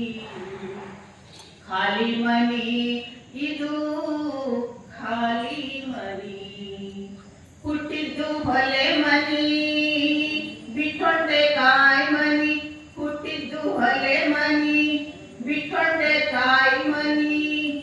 ಎತ್ತಿದ್ದರೇನಿದು ಖಾಲಿ ಮನಿ, ಖಾಲಿ ಮನಿ ಇದು ಖಾಲಿ ಮನಿ. ಶಿಶುನಾಳ ಶರೀಫರು ಅವರು ಮಹಾನ್ ಶಿವಿಯೋಗಳು, ತಪಸ್ವಿಗಳು. ಬಸವಾದ ಶರಣರು ವಚನ ಬರೆದ ಹಾಗೆ ಅವರು ನೂರಾರು ತತ್ವ ಪದಗಳನ್ನ ಬರೆದ ಶಿಶುನಾಳ ಶರೀಫರು. ಶಿಶುನಾಳ ಶರೀಫರು ಈ ಪದದಲ್ಲಿ ಏನ್ ಹೇಳ್ತಾರೆ ಅಂತಂದ್ರ, ಹುಟ್ಟಿದ್ದು ಹೊಲೆ ಮನಿ. ನಾವೆಲ್ಲರೂ ಯಾರೇ ಇರ್ಲಿ, ಪುರುಷರ ಇರ್ಲಿ, ಸ್ತ್ರೀಯರ ಇರ್ಲಿ, ರೈತರ ಇರ್ಲಿ, ಶ್ರೀಮಂತನೇ ಇರ್ಲಿ, ಬಡವನೇ ಇರ್ಲಿ, ಜ್ಞಾನಿನೇ ಇರ್ಲಿ, ಯೋಗಿನೇ ಇರ್ಲಿ, ತ್ಯಾಗಿನೇ ಇರ್ಲಿ, ಎಲ್ಲರೂ ಎಲ್ಲಿ ಹುಟ್ಟುತ್ತೇವೆ ಅಂತಂದ್ರ ಸ್ತ್ರೀಯರ ಅಧೋಮುಖ ಯೋನಿ. ಹೊಲೆ ನಿಂತಾಗ ಗರ್ಭಧಾರಣೆ ಆಗತ್ತೆ. ಹೊಲೆ ನಿಂತು ಗರ್ಭಧಾರಣೆಯಾಗಿ ಆಮೇಲೆ ಸ್ತ್ರೀಯರ ಅಧೋಮುಖ ಯೋನಿ ಒಳಗ ಅಲ್ಲಿಯಲ್ಲೇನೆ ನಾವು ಎಲ್ಲರೂ ಹುಟ್ಟಿ ಬಂದೇವಿ ಅನ್ನೋ ಮಾತನ್ನ ಹೇಳ್ತಾರೆ. ಆಮೇಲೆ ಬಿಟ್ಕೊಂಡೆ ಕಾಯಿ ಮನಿ. ಕಾಯಿ ಮನಿ ಅಂದ್ರೆ ಈ ಶರೀರ ಅನ್ನುವಂಥದ್ದನ್ನ ನಾವು ಒಂದು ದಿವಸ ಎಲ್ಲರೂ ಸಹ ನಾವು ಜೀವ ವಿರಹಿತರಾಗಬೇಕಾಗತ್ತೆ. ಅಂದ್ರೆ ಜೀವವನ್ನ ಬಿಡಬೇಕಾಗತ್ತೆ. ನಮ್ಗೆಲ್ಲರಿಗೂ ಸಾವು ಅನ್ನುವಂಥದ್ದು ತಪ್ಪಿದ್ದಲ್ಲ. ಏನು ಅಲ್ಲಮ ಪ್ರಭುದೇವರು ಹೇಳ್ತಾರೆ, ಕರೆಯದೆ ಬಂದದ ಹೇಳದೆ ಹೋದದ ನಾಲ್ಕು ಅರಿಯರಲ್ಲ. ನಾವೆಲ್ಲರೂ ಬರ್ಬೇಕಂದ್ರೆ ಆಕಸ್ಮಿಕವಾಗಿ ಹುಟ್ಟು ಬಂದೇವಿ, ಆದ್ರೆ ನಾವು ಹೇಳ್ದನ ಹೋಗ್ತೀವಿ. ಹುಟ್ಟುದು ಆಕಸ್ಮಿಕ, ಸಾವನ್ನುವಂಥದ್ದು ಖಚಿತ. ಅದು ನಮ್ಗೆಲ್ಲರಿಗೂ ನಿರ್ಧಾರ ಆಗ್ಬಿಡ್ತೈತಿ. ನಾವೆಲ್ಲರೂ ಇಂಥ ಊರಾಗ, ಇಂಥವ್ರ ಮನ್ಯಾಗ, ಇಂಥವ್ರ ಮಕ್ಕಳೊಳಗ ಹುಟ್ಟಿ ಬರ್ತೇವೆ ಅಂತ ಯಾರಿಗೆ ಗೊತ್ತಿತ್ತಲ್ಲ? ಗೊತ್ತಿರ್ಲಿಲ್ಲ. ಹಾಗೆ ನಾವು ಹುಟ್ಟು ಬರುದು ಆಕಸ್ಮಿಕವಾಗಿ ಹುಟ್ಟು ಬಂದೇವೆ. ಆದ್ರೆ ನಾವು ಸಾವು ಯಾವಾಗ ಬರ್ತೈತಿ, ಯಾರಿಗೆ ಯಾವಾಗ ಬರ್ತೈತಿ ಅಂತ ಗೊತ್ತೈತೆ? ಗೊತ್ತಿಲ್ಲ. ಎಲ್ಲೇ ಹೋಗಿರ್ತೀವಿ, ಎಡಿಬಿದ್ದು ಹೋಯ್, ಅಲ್ಲೇ ಹಾರ್ಟ್ ಆಗಿ ಹೋಯ್, ಮತ್ತೆ ಆಕ್ಸಿಡೆಂಟ್ ಆಗಿ ಹೋಯ್. ಮೊನ್ನೆ ಬಾಗಲಕೋಟೆ ಒಳಗ ಮದ್ವಿ ಮಂಟಪದೊಳಗನ ಗಾಳಿ ಕಟ್ಟಾರ, ಅಲ್ಲೇ ಹಾರ್ಟ್ ಆಗಿ ವರ ಸತ್ ಬಿಟ್ಟ. ಈಗೆಲ್ಲ ಸಾವು ಅನ್ನುವಂಥದ್ದು ಅದು ಹೇಳ್ಬೇಕಾದ್ರೆ ಬರ್ತೈತಿ, ನಮ್ಗೆ ಯಾರು ಕೇಳಿ ಅದು ಬರೋದಲ್ಲ. ಅದಕ್ಕೆ ಅಲ್ಲಮ ಪ್ರಭುದೇವರು ಕರೆಯದೆ ಬಂದು, ನಾವು ಕರೆಯದೆ ಬಂದೇವೆಲ್ಲ ಆಕಸ್ಮಿಕವಾಗಿ, ನಾವು ಹೇಳಿ ಬಂದಿಲ್ಲ. ನಾವು ಹುಟ್ಟು ಬರ್ತೇವೆ ಯಾರಿಗೆ ಗೊತ್ತಿತ್ತಲ್ಲ? ಗೊತ್ತಿರ್ಲಿಲ್ಲ. ಕರೆಯದೆ ಬಂದುದ ಹೇಳದೆ ಹೋದುದ ನಾವು ಅರಿಯಲ್ಲ. ಇದು ನಾವು ತಿಳ್ಕೋಬೇಕು. ನಾವು ಕರೆಯದೆ ಬಂದೇವಿ, ಹೇಳದ ಹೋಗತಿ ಅಂದ್ರೆ ಇಲ್ಲೇ ಈ ಜೀವನ ಅನ್ನುವಂಥದ್ದು ಇದು ಬಹಳಷ್ಟು ಕ್ಷಣಿಕವಾದದ್ದು ಅಂತ ತಿಳ್ಕೋಬೇಕು. ಅಂದ್ರೆ ಒಂದಿನ ನಾವೆಲ್ಲರಿಗೂ ಸಾವನ್ನುವಂಥದ್ದು ತಪ್ಪಿದ್ದಲ್ಲ. ಈ ಜೀವನ ಅನ್ನುವಂಥದ್ದು, ದೇಹ ಅನ್ನುವಂಥದ್ದು, ಈ ದೇಹಕ್ಕೆ ನಾಶ ಅನ್ನುವಂಥದ್ದು ಇದೆ ಅಂತ ತಿಳ್ಕೋಬೇಕು. ಇನ್ನು ಮುಂದೆ ಏನ್ ಹೇಳ್ತಾರಂದ್ರೆ, ವಸ್ತಿ ಇರುವ ಮನಿ ಗಸ್ತಿ ತಿರುಗುವ ಮನಿ. ವಸ್ತಿ ಇರುವ ಮನಿ ಇದು ಪರಮಾತ್ಮ ವಾಸ ಮಾಡುವಂತ ಮನಿ. ಈ ದೇಹ ಅನ್ನುವಂಥದ್ದು ಪರಮಾತ್ಮ ವಾಸ ಮಾಡುವ ಮನಿ, ವಸ್ತಿ ಇರುವ ಮನಿ. ಅಂದ್ರೆ ನಾವು ಸಹ ಪರಮಾತ್ಮ ನಮ್ಮ ದೇಹದೊಳಗ ವಾಸ ಮಾಡ್ತಾರೆ. ನಾವು ವಾಸ ಮಾಡ್ಬೇಕಾದ್ರೆ ನಾವು ಏನ್ ಕೊಡ್ತೀವಿ? ನಾವು ನಮ್ಮ ಯೋಗ್ಯತೆಗೆ ಅನುಸಾರವಾಗಿ ದೇವರು ಯಾರ್ಯಾರು ಎಷ್ಟು ಶಕ್ತಿ ಸಾಮರ್ಥ್ಯ ಕೊಟ್ಟಾನಲ್ಲ, ನಮ್ಮ ದೇಹ ರಕ್ಷಣೆ ಮಾಡೋ ಸಲುವಾಗಿ ನಾವು ಒಂದು ಮನಿ ಕಟ್ಕೋತೀವಿ, ಈ ದೇಹ ರಕ್ಷಣೆ ಮಾಡೋ ಸಲುವಾಗಿ. ಆದ್ರೆ ಈ ದೇಹ ಅನ್ನುವಂಥದ್ದು ಇದು ಪರಮಾತ್ಮ ವಾಸ ಮಾಡುವಂತ ಮನಿ. ಅದಕ್ಕೆ ಈ ದೇಹ ಅನ್ನುವಂಥದ್ದು ಪರಮಾತ್ಮ ವಾಸ ಮಾಡುವ ಮನಿ ಇರೋದ್ರಿಂದ ಈ ದೇಹವನ್ನು ನಾವು ಏನ್ ಮಾಡ್ಬೇಕಂತಂದ್ರೆ, ಈ ದೇಹವನ್ನು ಕುಡಿದು ತಿಂದು ಏನೋ ಉಪಯೋಗ ಇಲ್ಲದನ್ನ ಹಾಕಿ ಮತ್ತ ವ್ಯರ್ಥವಾಗಿ ಕಳೆದು ಜೂಜಾಡಿ ಹೀಗೆ ವ್ಯರ್ಥವಾಗಿ ಕಳೆದು ಮತ್ತ ಇದರ ದೇಹದ ಆರೋಗ್ಯ ಕೆಡಿಸ್ಕೊಂಡು ಈ ದೇಹವನ್ನ ನಾವು ಹಾಳು ಮಾಡ್ಕೋಬಾರ್ದು. ಯಾಕೆ ಹಾಳು ಮಾಡ್ಕೋಬಾರ್ದು ಅಂದ್ರೆ ಇದು ಪರಮಾತ್ಮ ವಾಸ ಮಾಡುವಂತ ಮನಿ, ವಸ್ತಿ ಇರುವ ಮನಿ, ಗಸ್ತಿ ತಿರುಗುವ ಮನಿ. ತಿಳ್ಕೋಬೇಕು ಚೆನ್ನಾಗಿ. ಗಸ್ತಿ ತಿರುಗುವ ಮನಿ ಅಂದ್ರ ನಮ್ ದೇಹದ ಹುಟ್ಟುಗುಣ ಇರ್ತಾವಲ್ಲ, ನಮ್ ದೇಹದ ಹುಟ್ಟುಗುಣಗಳು ಹಸಿವು ಆಗತ್ತೆ, ನೀರಡಿಕೆ ಆಗತ್ತೆ, ಮತ್ತ ನಮ್ಗೆ ನಿದ್ರೆ ಬರುತ್ತೆ, ಮತ್ತ ನಾವು ಉಸಿರಾಟ ಮಾಡ್ತೀವಿ, ಮತ್ತ ಹೃದಯ ಬಡಿತ ನಮ್ಮ ದೇಹದಲ್ಲಿ ಅದು ಕ್ರಮವಾಗಿ ನಮ್ಮ ದೇಹದಲ್ಲಿ ನಡೀತಾ ಇರುತ್ತೆ. ಅದಕ್ಕ ಏನು ಗಸ್ತಿ ತಿರುಗುವ ಮನಿ ಅಂತ ತಿಳ್ಕೊಂಡು ಇಲ್ಲಿ ಶಿಶುನಾಳ ಸರಿಪಡ ಹೇಳ್ತಾರೆ. ಗಸ್ತಿ ತಿರುಗುವ ಮನಿ, ಶಿಸ್ತಿಗೆ ಕಾಣುವ ಶಿವನ ಮನಿ ಅಂತಂದ್ರ ಇದು ಪರಮಾತ್ಮ ವಾಸ ಮಾಡುವಂತ, ಶಿವನು ವಾಸ ಮಾಡುವಂತ ನಮ್ಮ ದೇಹ ಹೇಗಿರ್ತದ್ರ ಇದು ಬಹಳ ಶಿಸ್ತಿನಿಂದ ಬಹಳ ಸುಂದರವಾಗಿ ಈ ದೇವನ ಪರಮಾತ್ಮ ರಚನೆ ಮಾಡ್ಯಾರ. ಹೇಗೆ ರಚನೆ ಮಾಡ್ಯಾನಂತಂದ್ರ ಎಲುಬಿನ ಅಸ್ಥಿ ಪಂಜರ ಒಳಗಡೆ ಸಾವಿರಾರು ನರಗಳು ಈ ದೇಹದಲ್ಲಿ. ಎಲುಬಿನ ಅಸ್ಥಿ ಪಂಜರ ಐತಲ್ಲ ಅದರೊಳಗ ಸಾವಿರಾರು ನರಗಳದವು, ಸಾವಿರಾರು ರಸಗಳದವು, ಮತ್ತ ಮಾಂಸ ಇದೆ, ಮಜ್ಜೆ ಇದೆ, ರಕ್ತ ಇದೆ. ಹೀಗೆ ಇದನ್ನು ಮತ್ತ ಮೇಲೆ ಸುಂದರವಾಗಿ ಚರ್ಮದ ಹೊದಿಕೆಯನ್ನ ಈ ದೇಹಕ್ಕೆ ಮಾಡ್ಯಾರ. ಯಾರು? ಪರಮಾತ್ಮ ಮಾಡ್ಯಾನ. ಹೀಗೆ ಈ ದೇಹ ಅನ್ನುವಂಥದ್ದು ಇದು ಒಂದು ಸುಂದರವಾದ ಶಿವನು ವಾಸ ಮಾಡುವಂತ ಮಂಗಳಕರವಾದ ಮನೆ ಈ ನಮ್ಮ ದೇಹ ಅನ್ನೋ ಮಾತನ್ನ ಹೇಳ್ತಾರೆ. ಮತ್ತೆ ಇಂಥ ಮನೆ ಐತಿ, ನೋಡಾಕ ಮಾತ್ರ ಬಹಳ ಚಂದ ಕಾಣ್ತೈತಿ, ಆದ್ರ ಒಳಗೆ ಏನ್ ತುಂಬಿಕೊಂಡೈತಿ ಅನ್ನೋದನ್ನ ಮುಂದಿನ ಸಾಲಿನೊಳಗೆ ಹೇಳ್ತಾರೆ. ಚಿಂತೆ ಕಾಂತೆಯ ಮನಿ. ನೋಡಾಕ ಮ್ಯಾಲ ನೋಡಾಕ ಬಹಳ ಚಂದ ಕಾಣ್ತೈತಿ ಈ ಮನಿ, ಆದ್ರ ಒಳಗೆ ಏನ್ ತುಂಬಿಕೊಂಡೈತಿ? ಚಿಂತೆಯ ಆಗಲಾಗೈತಿ. ಎಲ್ಲರೊಳಗೂ ಚಿಂತೆ ಅನ್ನುವಂಥದ್ದು ತುಂಬಿಕೊಂಡೈತಿ. ಚಿಂತೆ ಕಾಂತೆಯ ಮನಿ. ಚಿಂತೆ ಅನ್ನುವಂಥದ್ದು ಎಲ್ಲರಲ್ಲಿ ಹಾಸ್ಪಕ್ಕಾಗೈತಿ. ಅದಕ್ಕ ಕಾಂತೆ ಅಂದ್ರ ಚಿಂತೆ ಅನ್ನುವಂಥದ್ದು ಅದು ಪ್ರಿಯ ಅಂತ ಎಲ್ಲರಿಗೂ ಅದು ಇದ್ದೇ ಇರತ್ತಂತ, ಅದಕ್ಕೆ ಕಾಂತೆ ಅಂತ ಹೆಸರಿಟ್ಟ. ಚಿಂತೆ ಕಾಂತೆಯ ಮನಿ. ಈಗ ರೈತ ಇರಬಹುದು, ಆಮೇಲೆ ಜ್ಞಾನಿ, ವಿದ್ಯಾರ್ಥಿ ಜ್ಞಾನಿ ಆಗಿರ್ಬಹುದು, ಮತ್ತ ರಾಜ ಇರ್ಬಹುದು, ಶ್ರೀಮಂತರಿರ್ಬಹುದು, ಬಡವರು ಇರ್ಬಹುದು, ಯಾರೇ ಇದ್ರು ಏನ್ ಮಾಡ್ತಾರಂದ್ರ ಒಂದಿಲ್ಲ ಒಂದು ಚಿಂತೆಯನ್ನ ಮಾಡ್ತಾ ಇರ್ತಾರೆ. ಈ ಚಿಂತೆಯಿಂದ ಹೊರಬರ್ಬೇಕನ್ನೋದು ಸತಿಗೆ ಅವ್ರಿಗೆ ಸಾಧ್ಯ ಆಗಿಲ್ಲ. ಅದಕ್ಕೆ ನಾವು ಯಾಕೆ ಚಿಂತೆ ಮಾಡ್ತೀವಿ ಏನು ಇವ್ರು ಹೇಳ್ತಾರೆ. ಅಂಬಿಗರ ಚೌಡಯ್ಯನವ್ರು ಹೇಳ್ತಾರೆ, ನೀವೆಲ್ಲ ಕೇಳಿರ್ತೀರಿ, ನಮಗೆ ಎಲ್ಲರಿಗೂ ಒಂದೇ ಚಿಂತೆ ಇರಲ್ಲ, ಒಬ್ಬೊಬ್ಬರು ಒಂದೊಂದ್ ತರ ಚಿಂತೆ. ಬಡತನಕ್ಕೆ ಉಂಬುವ ಚಿಂತೆ, ನಮ್ಗ ಊಟಕ್ಕಿಲ್ಲ ಅಲ್ಲ ಬಟ್ಟೆ ಚಿಂತೆ ಇರ್ತೈತಿ. ಶ್ರೀಮಂತರಿಗೆ ಏನ್ ಚಿಂತೆ ಇರ್ತೈತಿ? ಇವತ್ತು ಗಳಿಕೆ ಮಾಡ್ಬೇಕು ಅನ್ನೋದು ಚಿಂತೆ ಇರ್ತೈತಿ. ಮತ್ತ ಮದುವೆ ಬಂದು ವಯಸ್ಸಿನವ್ರಿಗೆ ಮದುವೆ ಮಾಡ್ಕೊಳ್ಳುವಂತ ಚಿಂತೆ ಇರ್ತೈತಿ. ಬಹಳಷ್ಟು ಎಲ್ಲ ಸಾಕಷ್ಟು ಸಿರಿ ಸಂಪತ್ತು ಗಳಿಸಿರ್ತಲ್ಲ, ಅದು ಯಾರಾದ್ರೂ ಕರ್ಕೊಂಡು ಹೋಗ್ಯಾರಲ್ಲ, ಏನಾದ್ರೂ ವೃಕ್ಷ ಆಗಿತ್ತಲ್ಲ ಅನ್ನುವಂತ ಚಿಂತೆ ಇರುತ್ತೆ. ಮತ್ತೆ ಕೊನೆಗೆ ಎಲ್ಲರಿಗೂ ಯಾವ ಚಿಂತೆ ಕಾಡ್ತಿರ್ತೈತಿ? ವಯಸ್ಸು ಆದ್ಮೇಲೆ ಅಂದ್ರ ಮರಣದ ಚಿಂತೆ ಅನ್ನುವಂಥದ್ದು ಎಲ್ಲರನ್ನ ಹಾಳೇ ಮಾಡುತ್ತದೆ. ಹೀಗೆ ನಾವೆಲ್ಲರೂ ಸಹ ಒಂದಿಲ್ಲ ಒಂದು ರೀತಿಯಲ್ಲಿ ಚಿಂತೆಗೆ ಒಳಗಾಗ್ತೀವಿ. ಚಿಂತೆ ಇಲ್ಲದ ಮನುಷ್ಯರೇ ಇಲ್ಲ. ನೀವೆಲ್ಲರೂ ಸಹ ಇಲ್ಲಿ ಯಾರು ಜ್ಞಾನ ಮಾಡ್ಕೊಂಡಿರ್ತಾರ, ಈ ಜೀವನದ ಮಹತ್ವವನ್ನು ಯಾರು ತಿಳ್ಕೊಂಡಿರ್ತಾರ, ಈ ಜೀವನದ ಗುರಿಯನ್ನು ಯಾರು ತಿಳ್ಕೊಂಡಿರ್ತಾರ, ಅವ್ರು ಚಿಂತೆ ಮಾಡಕ್ ಹೋಗಲ್ಲ.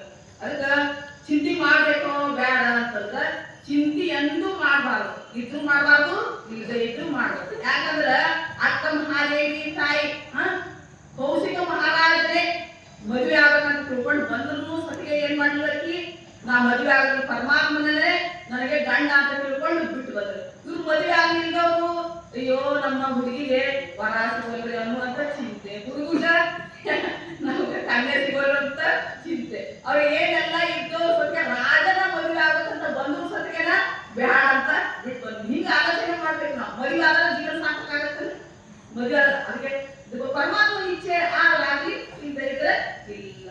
ಹೌದಿಲ್ಲ?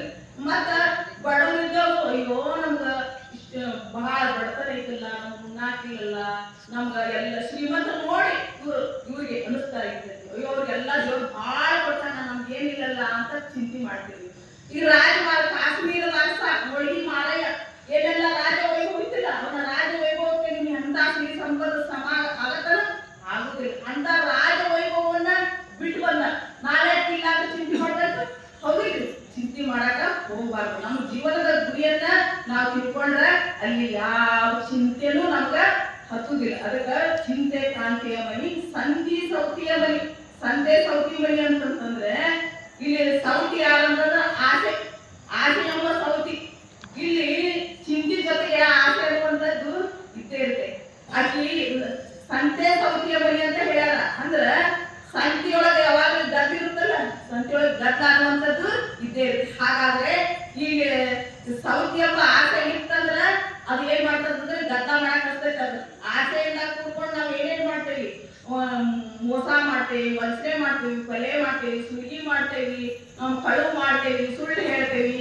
ಮತ್ತ ನಾವು ಅದು ಏನ್ ಮಾಡ್ತೈತೆ ಅಂದ್ರೆ ಕಳುವು ಮಾಡಿ, ಸುಳ್ಳು ಹೇಳಿ, ಮೋಸ ಮಾಡಿ, ಕೊಲೆ ಮಾಡಿ ಎಲ್ಲಾ ರೀತಿಯಿಂದಲೂ ಅದು ನಮ್ಮನ್ನ ಬಂಧನಕ್ಕೆ ಒಳಗ್ ಮಾಡ್ತೇವೆ, ಒಳಗ್ ಮಾಡುತ್ತೆ.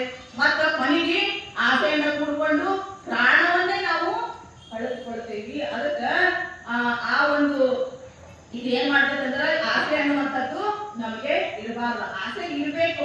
ನಮ್ಮ ಜೀವನಕ್ಕೆ ಎಷ್ಟು ಅವಶ್ಯಕತೆ ಇದೆಯೋ ಅಷ್ಟು ನಮ್ಮ ಪರಮಾತ್ಮ ಕೊಟ್ಟಿದ್ರೊಳಗೆ ನಾವು ತೃಪ್ತಿ ಹೊಂದಬೇಕು ಹೊರತು ಅದು ಆಸೆ ಅನ್ನುವಂಥದ್ದು ನಮ್ಮನ್ನ ಬಂಧಿಸಬಾರದು. ಯಾವುದೇ ರೀತಿ ನಮ್ಮನ್ನು ದಾರಿ ತಪ್ಪಿಸಿ ನಮ್ಮನ್ನ ಬಂಧಿಸಬಾರದು.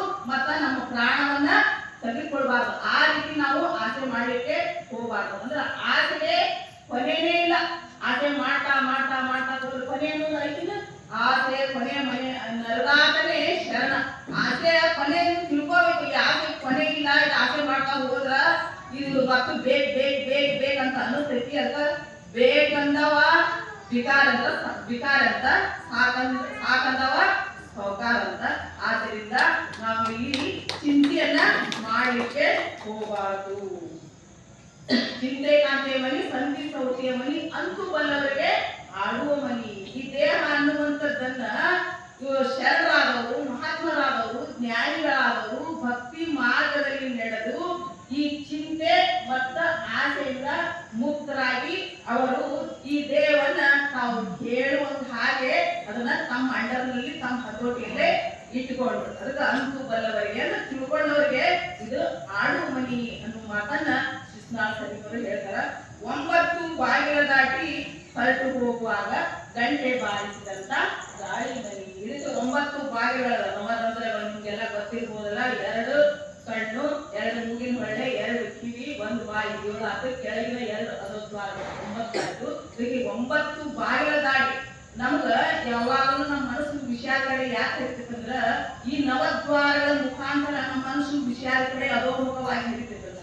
ಈ ನವದ್ವಾರಗಳನ್ನು ಮಹಾತ್ಮರಾದವರು, ಶರಣರಾದವರು ಈ ನವದ್ವಾರಗಳನ್ನ ಬಂದ್ ಮಾಡ್ಕೊಂಡು ಕುತ್ಕೊಂಡು ಅವ್ರು ಏನ್ ಮಾಡ್ತಿದ್ರ, ಪೂಜೆ ಮಾಡ್ತಿದ್ರು, ಧ್ಯಾನ ಮಾಡ್ತಿದ್ರು, ಯೋಗ ಮಾಡ್ತಿದ್ರು. ನಾವು ಸಹ ಈ ನವದ್ವಾರಗಳ ಮುಖಾಂತರ ನಮ್ಮ ಮನಸ್ಸನ್ನು ಅಧೋಮುಖವಾಗಿ ವಿಷಯದ ಕಡೆ ಗುರಿ ಬಿಡದನೆ ಅದನ್ನ ನಾವು ಪೂಜೆಯಲ್ಲಿ ತೊಡಗಿಸಿದ್ರ, ಲಿಂಗ ಯೋಗದಲ್ಲಿ ತೊಡಗಿಸಿದ್ರ, ಧ್ಯಾನದಲ್ಲಿ ತೊಡಗಿಸಿದ್ರ ನಾವು ಸಹ ಏನಾಗಕ್ಕ ಈ ಒಂದು ದೇಹ ಭಾವವನ್ನ ಅಳಿಲಿಕ್ಕೆ ಸಾಧ್ಯ ಅನ್ನೋ ವಿಚಾರವನ್ನ ಹೇಳ್ತಾರ. ವಸತಿಯೊಳಗೆ ನಮ್ಮ ಶಿಶುನಾಳಾಧೀಶನ ಹಸನಾದ ಪದಗಳ ಹಾಡು ಮನಿ. ಈ ದೇಹ ಯಾಕೆ ಹುಟ್ಟೆ ಬಂದೈತಿ ಅಂತಂದ್ರ ಪರಮಾತ್ಮ ನಮ್ಮನ್ನ ಈ ಭೂಮಿಗೆ ಯಾಕೆ ಕಳ್ಸ್ಯಾರ ಅಂತಂದ್ರ ಅವನ ನೆನೆಸ್ಕೊಂಡು ಪರಮಾತ್ಮನ ನೆನಪಿನಲ್ಲೇ ಇರ್ಬೇಕು.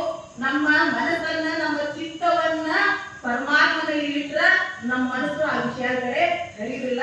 ಮತ್ತ ನಮ್ಗ ನಾವು ದುಃಖಕ್ಕೆ ಒಳಗ್ ಆಗುವುದಿಲ್ಲ. ನಮ್ಮ ಮನಸ್ಸನ್ನ, ನಮ್ಮ ಚಿತ್ತವನ್ನ ಏಕಾಗ್ರಗೊಳಿಸಿದ್ರ ಅಲ್ಲಿ ನಮ್ಮ ಅಂತರಂಗದಲ್ಲಿರುವ ಅರಿವು ಜಾಗೃತ ಆಗುತ್ತ. ಆವಾಗ ನಾವೇನಾಗ್ತಂದ್ರ ದುಃಖಕ್ಕೆ ಒಳಗ್ ಆಗುದಿಲ್ಲ. ಅದ ಯಾವಾಗಲೂ ಸದಾ ಈಗ ಬಂದಿರಲ್ಲ ಈ ಸತ್ಸಂಗ, ಇಂಥ ಸತ್ಸಂಗದಲ್ಲಿ ಭಾಗವಹಿಸಿದ್ರ ನಾವು ಯಾವಾಗಲೂ ಸದಾಚಾರದಲ್ಲಿ, ಸನ್ಮಾರ್ಗದಲ್ಲಿ ನಡೀಲಿಕ್ಕೆ ಸಾಧ್ಯ ಇದೆ ಅನ್ನೋ ಮಾತನ್ನ ಶಿಸ್ನಾಳರು ಈ ರೀತಿ ನಮ್ಮ ಶರೀರದಲ್ಲಿ ಎಂತ ಶಕ್ತಿ ಐತಿ ಅಂದ್ರ, ಈ ದೇಹದೊಳಗೆ ಎಂತ ಶಕ್ತಿ ಐತಿ ಅಂತಂದ್ರ, ಈಗ ಎಂತ ಈ ದೇಹದೊಳಗೆ ಎಂತ ಸಂಪತ್ತು ಐತಿ ಅಂತಂದ್ರ, ಈಗ ನಮ್ಮ ದೇಹದೊಳಗ ಹೃದಯ ಇದೆ. ಆ ಹೃದಯ ಅದು ಒಂದು ಪರಮಾತ್ಮ ಕೊಟ್ಟ ಸಂಪತ್ತು. ಹೃದಯ ಅದು ಪರಮಾತ್ಮ ಕೊಟ್ಟ ಸಂಪತ್ತು. ಆ ಹೃದಯ ಸಂಪತ್ತಾಗ್ಬೇಕಾದ್ರೆ ಹೃದಯದೊಳಗೆ ನಾವು ದ್ವೇಷ ತುಂಬಿಕೊಂಡ್ರ ಅದು ಸಂಪತ್ತಾಗುದಿಲ್ಲ. ನಮ್ಮ ಹೃದಯ ಕಲ್ಲಾದ್ರ ಗೊರಳಾದ್ರ ಅದು ಸಂಪತ್ತಾಗುದಿಲ್ಲ. ನಮ್ಮ ಹೃದಯದಲ್ಲಿ ಪ್ರೇಮ ತುಂಬಿಕೊಂಡ್ರೆ, ನಮ್ಮ ಹೃದಯದಲ್ಲಿ ವಿಶಾಲ ಮನೋಭಾವನೆ ಇದ್ರ ಅವಾಗ ಅದು ನಮ್ಗ ಸಂಪತ್ತಾಗುತ್ತೆ. ಮತ್ತೆ ಇಂದ್ರಿಯಗಳು ಸಹ ಪರಮಾತ್ಮ ಕೊಟ್ಟ ಸಂಪತ್ತು. ನಮ್ಗೆಲ್ಲ ಕಣ್ಣು, ಕಿವಿ, ಮೂಗು, ನಾಲಿಗೆ, ಚರ್ಮ ಸಂಪತ್ತು. ಈಗ ನೋಡ್ರಿ ಒಬ್ಬೊಬ್ಬರಿಗೆ ಕಣ್ಣಿರಂಗಿಲ್ಲ, ಕಣ್ಣು ಕಾಣದೇ ಇರೋರಿಗೆ ಎಷ್ಟು ತೊಂದರೆ ಆಗುತ್ತೆ. ನಾವು ಪರಮಾತ್ಮ ಕೊಟ್ಟದ್ರೊಳಗೆ ತೃಪ್ತಿ ಪಡಕ್ ಕಲಿಬೇಕು.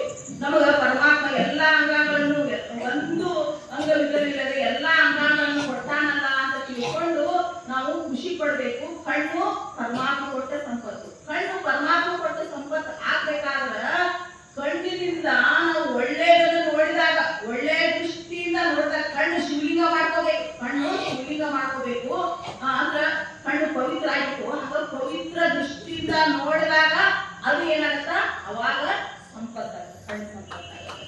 ಅದಕ್ಕೆ ಕಣ್ಣಿಗೆ ಶೃಂಗಾರ ಗುರಿ ಹಿರಿಯರ ನೋಡೋದು. ಅಕ್ಕಮ್ಮ ಹಾಲಿಕಾಯಿ ಹೇಳ್ತಾರ, ಕಣ್ಣಿಗೆ ಶೃಂಗಾರ ಗುರಿ ಹಿರಿಯರ ನೋಡೋದು. ಹಿರಿಯರನ್ನ ನೋಡಿದಾಗ ಮಾತ್ರ ಕಣ್ಣಿನಾಗತ್ತ ಪರಮಾತ್ಮ ಕೊಟ್ಟ ಸಂಪತ್ತಾಗತ್ತೆ. ಇಲ್ಲ ಅಂದ್ರ ಅದು ಸಂಪತ್ತು ಆಗುವುದಿಲ್ಲ. ಗುರಿ ಹಿರಿಯರು, ನಮ್ದು ಗುರುಗಳು ಬಸವಾದಿ ಶರಣರು ಮತ್ತು ಹಿರಿಯರು ಅವರೇ. ಗುರುಗಳು ಅವರೇ, ಹಿರಿಯರು ಅವರೇ. ಈಗ ಚನ್ನಬಸವ ಪಟ್ಟದೇವರು ಇರ್ಬೋದು, ಬಸವಲಿಂಗ ಪಟ್ಟದೇವರು ಇರ್ಬೋದು, ಅವರು ಸರ್ವ ಯಾರು ಇರಲ್ಲ, ಅವರ ಒಂದು ತತ್ವವನ್ನು ಆದರ್ಶವನ್ನು ಬದುಕನ್ನು ಯಾರು ಬದುಕಿರ್ತಾರಲ್ಲ ಅವರೇ ನಮ್ಗೆ ಗುರುಗಳು, ಅವರೇ ನಮ್ಗೆ ಹಿರಿಯರು. ಅವರ ಸಾನ್ನಿಧ್ಯದಲ್ಲಿ ಇದ್ರ ನಾವ್ ಎಂದೂ ದಾರಿ ತಪ್ಪಲಿಕ್ಕೆ, ಅಡ್ಡ ಹಾದಿ ಹಿಡಿಲಿಕ್ಕೆ ಸಾಧ್ಯನೇ ಇಲ್ಲ. ಈಗ ಕಣ್ಣಿಗೆ ಶೃಂಗಾರ ಗುರಿ ಹಿರಿಯರ ನೋಡುವುದು. ಅಕ್ಕ ಮಹಾದೇವಿತ ಹೇಳಿದ್ರೆ ಕರ್ಣಕ್ಕೆ ಶೃಂಗಾರ ಪುರಾತನರ ಸುಗೀತಗಳ ಕೇಳುವುದು. ನಮ್ ಕಿವಿಗೆ ಯಾವ ಶೃಂಗಾರ ಅಂತಂದ್ರೆ, ನಮ್ ಕಿವಿಗೆ ಬೆಳ್ಳಿ ಬಂಗಾರ, ಏನ್ ಕಿವಿ ಓಲೆಗಳು, ಮತ್ತೇನೇನೋ ಕಿವಿ ಉದುಕು ಜಿಲ್ಲಾ ತಾಲೂಕು ಏನೇನೋ ಚುಚ್ಕೊಂಡಿರ್ತಾರಲ್ಲ, ಗುಗುಡಿ ಹಾರ ಇದೆಲ್ಲ ಚುಚ್ಕೊಂಡಿರ್ತಾರ, ಅದು ಶೃಂಗಾರ ಅಲ್ಲ. ಇದ್ದವ್ರು ಇಟ್ಕೊಂಡು ಬೇಡ ಅನ್ನಂಗಿಲ್ಲ, ಸಾಲ ಕೂಡ ಮಾಡಿ ಇಟ್ಕೊಳಕ ಹೋಗ್ಬೇಡ್ರಿ. ಮತ್ತ ದೇವ್ರು ಕೊಟ್ಟಾಗ ಅದು ದೇವ್ರು ಕೊಟ್ಟ ಪ್ರಸಾದ ತಿಳ್ಕೊಂಡು ಸ್ವೀಕಾರ ಮಾಡ್ಬೇಕು. ಅದಕ್ಕಿನ ಬಂಗಾರದಿಂದ ಶೃಂಗಾರವಾದದ್ದಂದ್ರ ಪುರಾತನರ ಸುಗೀತಗಳ ಕೇಳುವುದು. ಬಸವಾದಿ ಶರಣರು ನಮ್ಮ ಜೀವನವನ್ನು ಸುಂದರಗೊಳಿಸುವಂತ, ನಮ್ಮ ಜೀವನವನ್ನು ಭವ್ಯ ಮಾಡುವಂತ, ನಮ್ಮ ಜೀವನವನ್ನು ಸಾರ್ಥಕ ಮಾಡುವಂತ ಎಲ್ಲ ವಿಚಾರಗಳನ್ನ ವಚನ ಸಾಹಿತ್ಯದಲ್ಲಿ ಕೊಡ್ತಾರೆ. ಆದ್ದರಿಂದ ನಾವ್ ಏನ್ ಮಾಡ್ಬೇಕು ಅಂದ್ರೆ, ನಿತ್ಯ ಶರಣರ ಪುರಾತನರು ಯಾರಂದ್ರೆ ನಾವೆಲ್ಲರೂ ಪುರಾತನರು, ಪ್ರಮಥರು ಯಾರಂದ್ರ ಬಸವಾದಿ ಶರಣರೇ ನಮಗೆ ಪುರಾತನರು, ಬಸವಾದಿ ಶರಣರೇ ನಮಗೆ ಪ್ರಮಥರು. ಅವರ ವಚನಗಳನ್ನು ನಾವು ಕೇಳಬೇಕು. ಪುರಾತನರ ಸುಗೀತಗಳು ಅಂದ್ರ ನಮ್ಮ ಮನಸ್ಸಿಗೆ,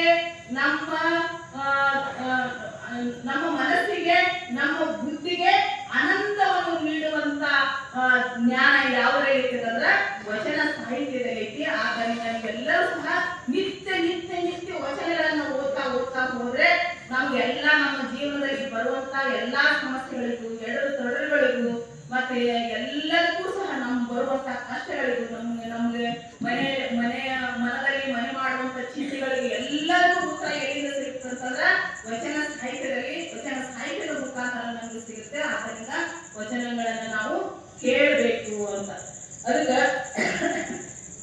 ಇಲ್ಲಿ ನಾವು ತಿಳ್ಕೋಬೇಕು. ಆಮೇಲೆ ಇಂದ್ರಿಯಗಳು ನಮ್ಗೆ ಸಂಪತ್ತು, ಅದು ಒಳ್ಳೆಯದಕ್ಕೆ ಉಪಯೋಗಿಸಿದಾಗ ಅದು ನಮ್ಗೆ ಸಂಪತ್ತಾಗುತ್ತೆ. ಇಲ್ಲ ಆಗ ಅದು ವ್ಯರ್ಥ ಆಗ್ಬಿಡುತ್ತಂದ್ರ ಮತ್ತೆ ಅಡ್ಡದಾರಿ ಹಿಡಿತಂದ್ರ ಸಂಪತ್ತು ಆಗುವುದಿಲ್ಲ. ಹೃದಯ ಸಂಪತ್ತಾಯ್ತು, ಇಂದ್ರಿಯಗಳ ಸಂಪತ್ತಾಯ್ತು, ಬುದ್ಧಿನೂ ಸಹ ಒಂದು ಸಂಪತ್ತು. ಪರಮಾತ್ಮ ನಮ್ಗೆ ತಲೆ ಕೊಟ್ಟಾನ. ತಲೆಯೊಳಗ ಎಲ್ಲರಿಗೂ ಬುದ್ಧಿ ಐತಿ, ಹೌದಿಲ್ರಿ? ತಲೆ ಕೊಟ್ಟಲ್ಲ, ಅಲ್ಲಿ ಬುದ್ಧಿ ಐತಿ.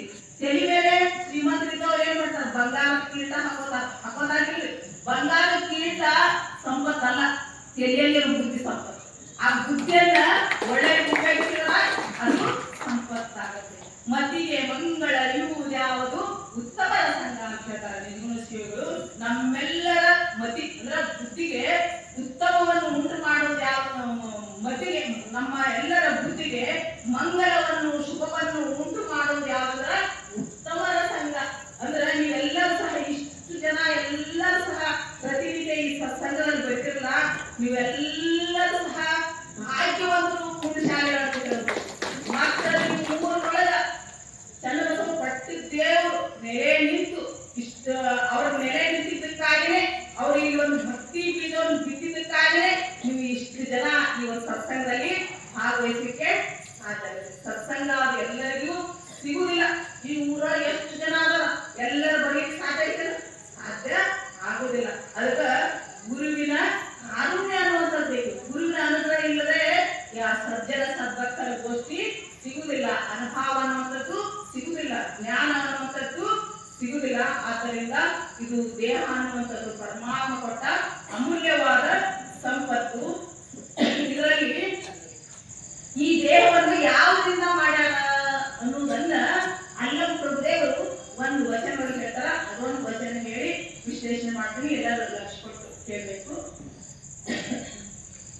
ಎಣ್ಣೆ ಬೇರೆ ಬತ್ತಿ ಬೇರೆ, ಎಣ್ಣೆ ಬೇರೆ ಬತ್ತಿ ಬೇರೆ, ಎರಡು ಕೂಡಿ ಸೊಡರಾಯಿತಯ್ಯ, ಎರಡು ಕೂಡಿ ಸೊಡರಾಯಿತಯ್ಯ, ಎರಡು ಕೂಡಿ ಸೊಡರಾಯಿತಯ್ಯ, ಎಣ್ಣೆ ಬೇರೆ ಬತ್ತಿ ಬೇರೆ, ಪುಣ್ಯ ಬೇರೆ ಪಾಪ ಬೇರೆ, ಎರಡು ಕೂಡಿ ಒಡಲಾಯಿತಯ್ಯ, ಎರಡು ಕೂಡಿ ಒಡಲಾಯಿತಯ್ಯ, ಎರಡು ಕೂಡಿ ಒಡಲಾಯಿತಯ್ಯ, ಎಣ್ಣೆ ಬೇರೆ ಬತ್ತಿ ಬೇರೆ, ಮಿಗಬಾರದು ಮಿಗದಿರಬಾರದು,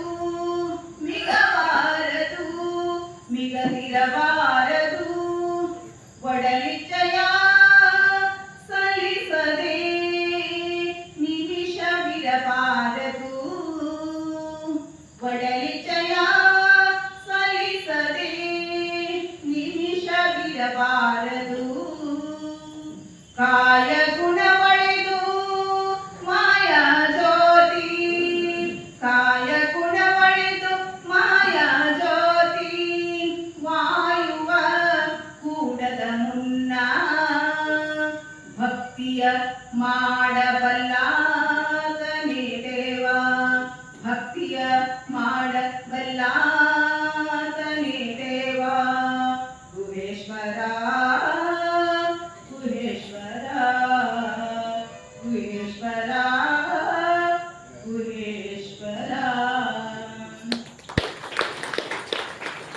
ಎಣ್ಣೆ ಬೇರೆ ಬತ್ತಿ ಬೇರೆ ಎರಡೂ ಕೂಡಿ ಸೊಡಲಾಯಿತು. ಬಸವಾದಿ ಶರಣರು ತಮ್ಮ ಒಂದು ವಚನ ಸಾಹಿತ್ಯದಲ್ಲಿ ವೈಜ್ಞಾನಿಕವಾಗಿ ವೈಚಾರಿಕವಾಗಿ ನಮಗೆ ವಿಚಾರಗಳನ್ನು ಕೊಟ್ಟಿದ್ದಾರೆ. ಇಲ್ಲಿ ವಿಜ್ಞಾನದಲ್ಲಿ ಸೈನ್ಸ್ ಎಲ್ಲ ನಮಗೆ ಕಲ್ತಿರ್ತಾರೆ, ಎಲ್ಲ ಗೊತ್ತಿರುತ್ತೆ. ಎಣ್ಣೆ ಬೇರೆ ಬತ್ತಿ ಬೇರೆ. ಎಣ್ಣೆ ಇದು ದ್ರವ ಪದಾರ್ಥ. ವಿಜ್ಞಾನದಲ್ಲಿ ಘನ ದ್ರವ ನೀರು ಅಂತ ತಿಳ್ಕೊಂಡು 3 ಪದಾರ್ಥಗಳು ಬರ್ತವೆ. ಈಗ ಎಣ್ಣೆ ಇದು ದ್ರವ ಪದಾರ್ಥ, ಅದು ಬೇರೆ. ಆಮೇಲೆ ಬತ್ತಿ ಘನ ಪದಾರ್ಥ, ಗಟ್ಟಿ ಹರಿದಾಡುವಂತ ಪದಾರ್ಥಕ್ಕೆ ದ್ರವ ಅಂತಾರ, ಅನಿಲ ಅಂದ್ರೆ ವಾಯು. ಇಲ್ಲಿ ಬೇರೆ ಬೇರೆ ಆಗು ಎರಡು ಒಂದಲ್ಲ. ಇದು ದ್ರವ ಪದಾರ್ಥ ಆಯ್ತು, ಇದು ಘನ ಪದಾರ್ಥ. ಎಣ್ಣೆ ದ್ರವ ಪದಾರ್ಥ, ಬತ್ತಿ ಘನ ಪದಾರ್ಥ. ಅದಕ್ಕೆ ಎಣ್ಣೆ ಬೇರೆ ಬತ್ತಿ ಬೇರೆ, ಎರಡು ಕೂಡಿ ಸೊಡಲಾಯಿತು. ಇವು ಬೇರೆ ಬೇರೆ ವೈಚಾರಿಕವಾಗಿ ವೈಜ್ಞಾನಿಕವಾಗಿ ಬೇರೆ ಬೇರೆ ವಸ್ತುಗಳಾದ್ರೂ ಎರಡು ಕೂಡಿದಾಗ ಮಾತ್ರ ದೀಪ ಹಚ್ಚಕ್ ಬರುತ್ತೆ. ಎರಡು ಕೂಡಿ ಸೊಡಲಾಯಿತು. ಈಗ ಎಣ್ಣೆ ಒಂದರಿಂದಲೇ ದೀಪ ಹಚ್ಚಕ್ ಬರಂಗಿಲ್ಲ, ಬತ್ತಿ ಒಂದರಿಂದಲೇ ದೀಪ ಹಚ್ಚಲಿಕ್ಕೆ ಬರುತ್ತೆ. ಎರಡು ಕೂಡಿದಾಗ ಬೇರೆ ಬೇರೆ ಪದಾರ್ಥ ಆದ್ರೂ ಎರಡು ಕೂಡಿದಾಗ ದೀಪ ಹಚ್ಚಲಿಕ್ಕೆ ಬರುತ್ತೆ. ಅದೇ ರೀತಿ ಪುಣ್ಯ ಬೇರೆ ಪಾಪ ಬೇರೆ. ಇದು ಒಂದು ಉದಾಹರಣೆ ಕೊಡ್ತಾ ಈ ನಮ್ಮ ದೇಹವು ಸಹ ಯಾವುದರಿಂದ ಆಗಿದೆ ಅನ್ನೋ ವಿಚಾರವನ್ನ ಇಲ್ಲಿ ಅಲ್ಲಂಪುತ್ರ ಹೇಳ್ತಾರೆ. ಪುಣ್ಯ ಬೇರೆ ಪಾಪ ಬೇರೆ, ಎರಡು ಕೂಡಿ ಸೊಡಲಾಯಿತು. ಪುಣ್ಯನ ಬೇರೆ ಪಾಪನ ಬೇರೆ, ಅಂದ್ರೆ ಎರಡು ವಿರುದ್ಧ.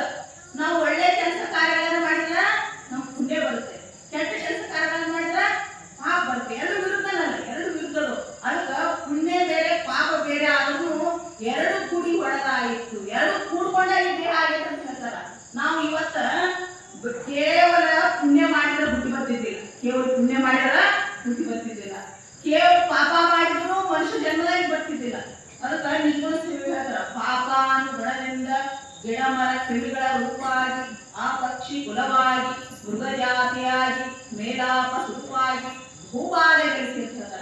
ನಾವು ಬಹಳ ಪಾಪ ಮಾಡಿದ್ರೆ ಹೀನ ಯೋನಿಯೊಳಗೆ ಗಿಡ ಮರ ಕ್ರಿಮಿ ಕೀಟ ಮತ್ತ ಕ್ರೂರ ಮೃಗಗಳಾಗಿ ನಾವು ಹುಟ್ಟಿ ಬರ್ತೇವೆ ಅಂತ. ಪುಣ್ಯ ಮಾಡಿದ್ದನ ಏನ್ ಮಾಡಿದ್ದೇವೆ ಅಂತಂದ್ರ ಈ ಮನುಷ್ಯ ಜನ್ಮದಲ್ಲಿ ಪೂರ್ಣ ಪುಣ್ಯ ಮಾಡಿದ್ರು ಜ್ಞಾನಿಗಳಾಗಿರುತ್ತೆ, ಮಹಾತ್ಮರಾಗಿರ್ತೇವೆ. ಅಥವಾ ಪೂರ್ಣ ಪುಣ್ಯ ಮಾಡಿದ್ರೆ ನಮ್ಗೆ ಪುನರ್ಜನ್ಮ ಅನ್ನುವಂಥದ್ದು ಇಲ್ಲ.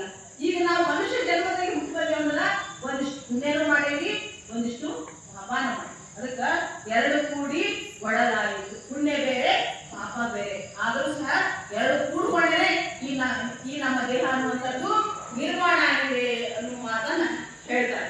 ಅದಕ್ಕೆ ಈಗ ಒಬ್ಬೊಬ್ರು ಬಹಳ ಪುಣ್ಯ ಮಾಡ್ತಾರೆ, ಒಬ್ರು ಕಡಿಮೆ ಅವ್ರಿಗೆ ನೀವು ಬಹಳ ಪುಣ್ಯ ಮಾಡಿದ್ರೆ ನಿಮ್ಗೆಲ್ಲ ಸತ್ಸಂಗ ಸಿಗತ್ತೆ, ಗುರುಗಳು ಸಿಗ್ತಾರ, ನಿಮಗೆ ಒಳ್ಳೆ ಗುಣ ಇರ್ತವೆ.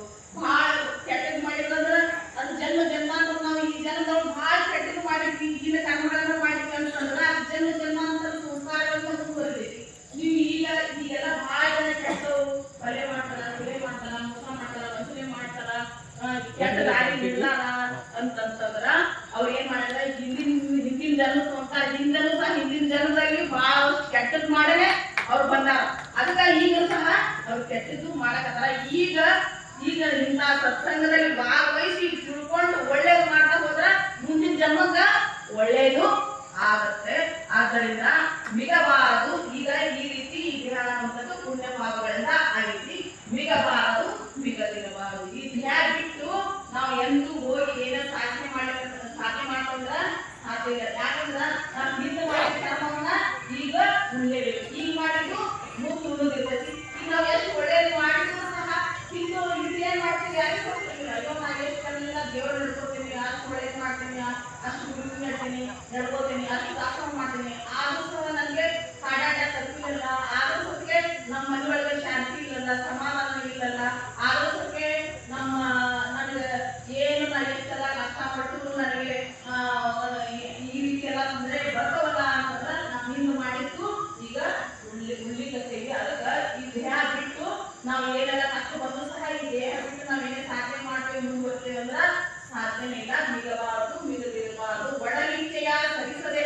ಈ ಒಡಲಿ ಇಚ್ಛೆಗಳಾದವಿ, ಇದಕ್ಕ ಹಸಿವು ಐತಿ, ನೀರಡಿಕತಿ, ನಿದ್ರೆ ಬರುತ್ತೆ, ಹೀಗೆ ಅದು ಏನೇನ್ ಬೇಡ್ತದ ಆ ಒಡಲಿಚ್ಛೆಗಳನ್ನ ಕೊಡ್ತಾ ಪೂರೈಸ್ತಾ ನಾವೇನ್ ಮಾಡ್ಬೇಕಂತಂದ್ರ ದೇವ್ರ ಕಡೆ ಮುಖ ಮಾಡ್ಬೇಕು, ದೇವ್ರ ಕಡೆ ಹೋಗ್ಬೇಕು. ಭಕ್ತಿಯ ಮಾಡಬಲ್ಲಾತನೇ ದೇವ್ ಕಾಯ ಗುಣ ಅಳಿದು ಮಾಯಾ ಜ್ಯೋತಿ ವಾಯುವ ಕೂಡಲು. ಕಾಯ ಗುಣಗಳು ಯಾವಂದ್ರ ಕಾಮ, ಕ್ರೋಧ, ಲೋಭ, ಮೋಹ, ಮದ, ಮತ್ಸರಗಳು. ಇವು ಅಳ್ಕೊಂಡು ಏನ್ ಮಾಡ್ಬೇಕಂತಂದ್ರ ಮಾಯಾ ಜ್ಯೋತಿ ಅಂತಂದ್ರ ಸಾವು. ಅದು ಮಾಯಾ ಜ್ಯೋತಿ. ಇದು ಯಾವಾಗ ಬರ್ತದೆ, ಸಾವು ಯಾವಾಗ ಬರ್ತದಂತ ಯಾರಿಗೂ ಗೊತ್ತಿಲ್ಲ.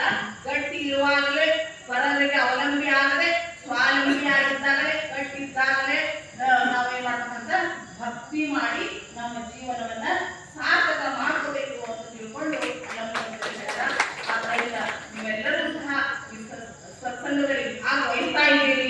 ನಿಮಗೆ ಚನ್ನ ಬಸವ ಪಟ್ಟದೇವರ ಮತ್ತು ಗುರು ಬಸವ ಪಟ್ಟದೇವರ ಮತ್ತು ಬಸವಲಿಂಗ ಪಟ್ಟಿದೇವರ ಅನುಗ್ರಹ ನಿಮ್ಗೆ ನಿತ್ಯ ಆಗ್ತಾ ಇದೆ ಅಂದ್ರೆ ನೀವೆಲ್ಲರೂ ಸಹ ಪುಣ್ಯವಂತರು, ಭಾಗ್ಯಶಾಲಿಗಳು. ಅದೇ ರೀತಿ ನಮಗೂ ಸಹ ಅಪೂರ್ವ ಅನುಗ್ರಹ ಆಗಿದೆ.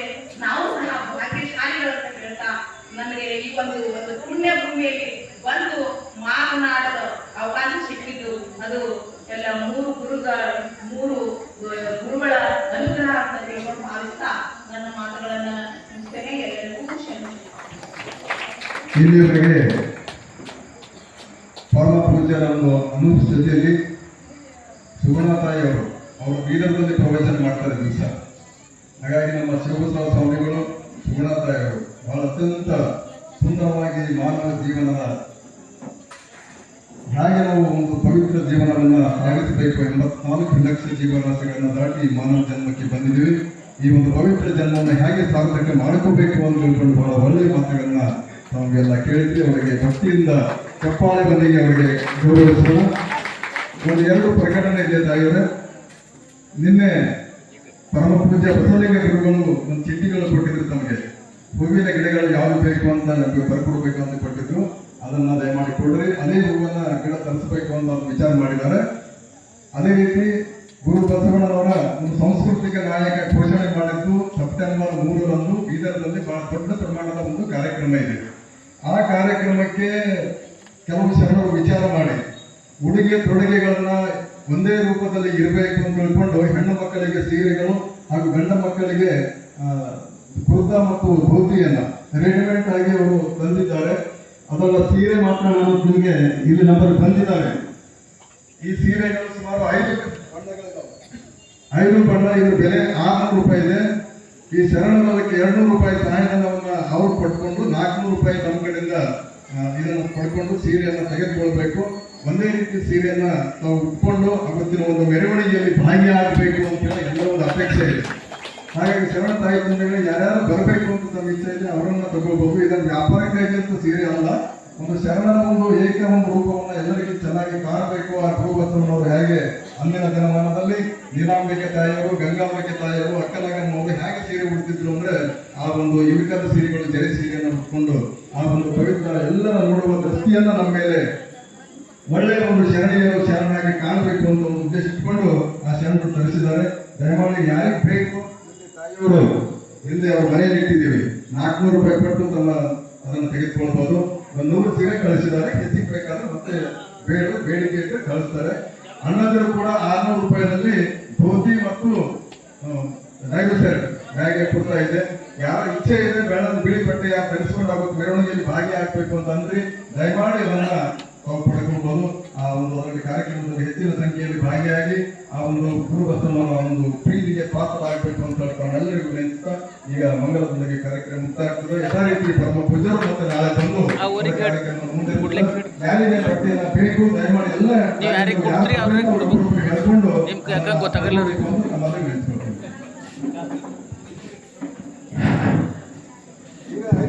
ಇವತ್ತಿನ ರಾಜಕೀಯಗಳು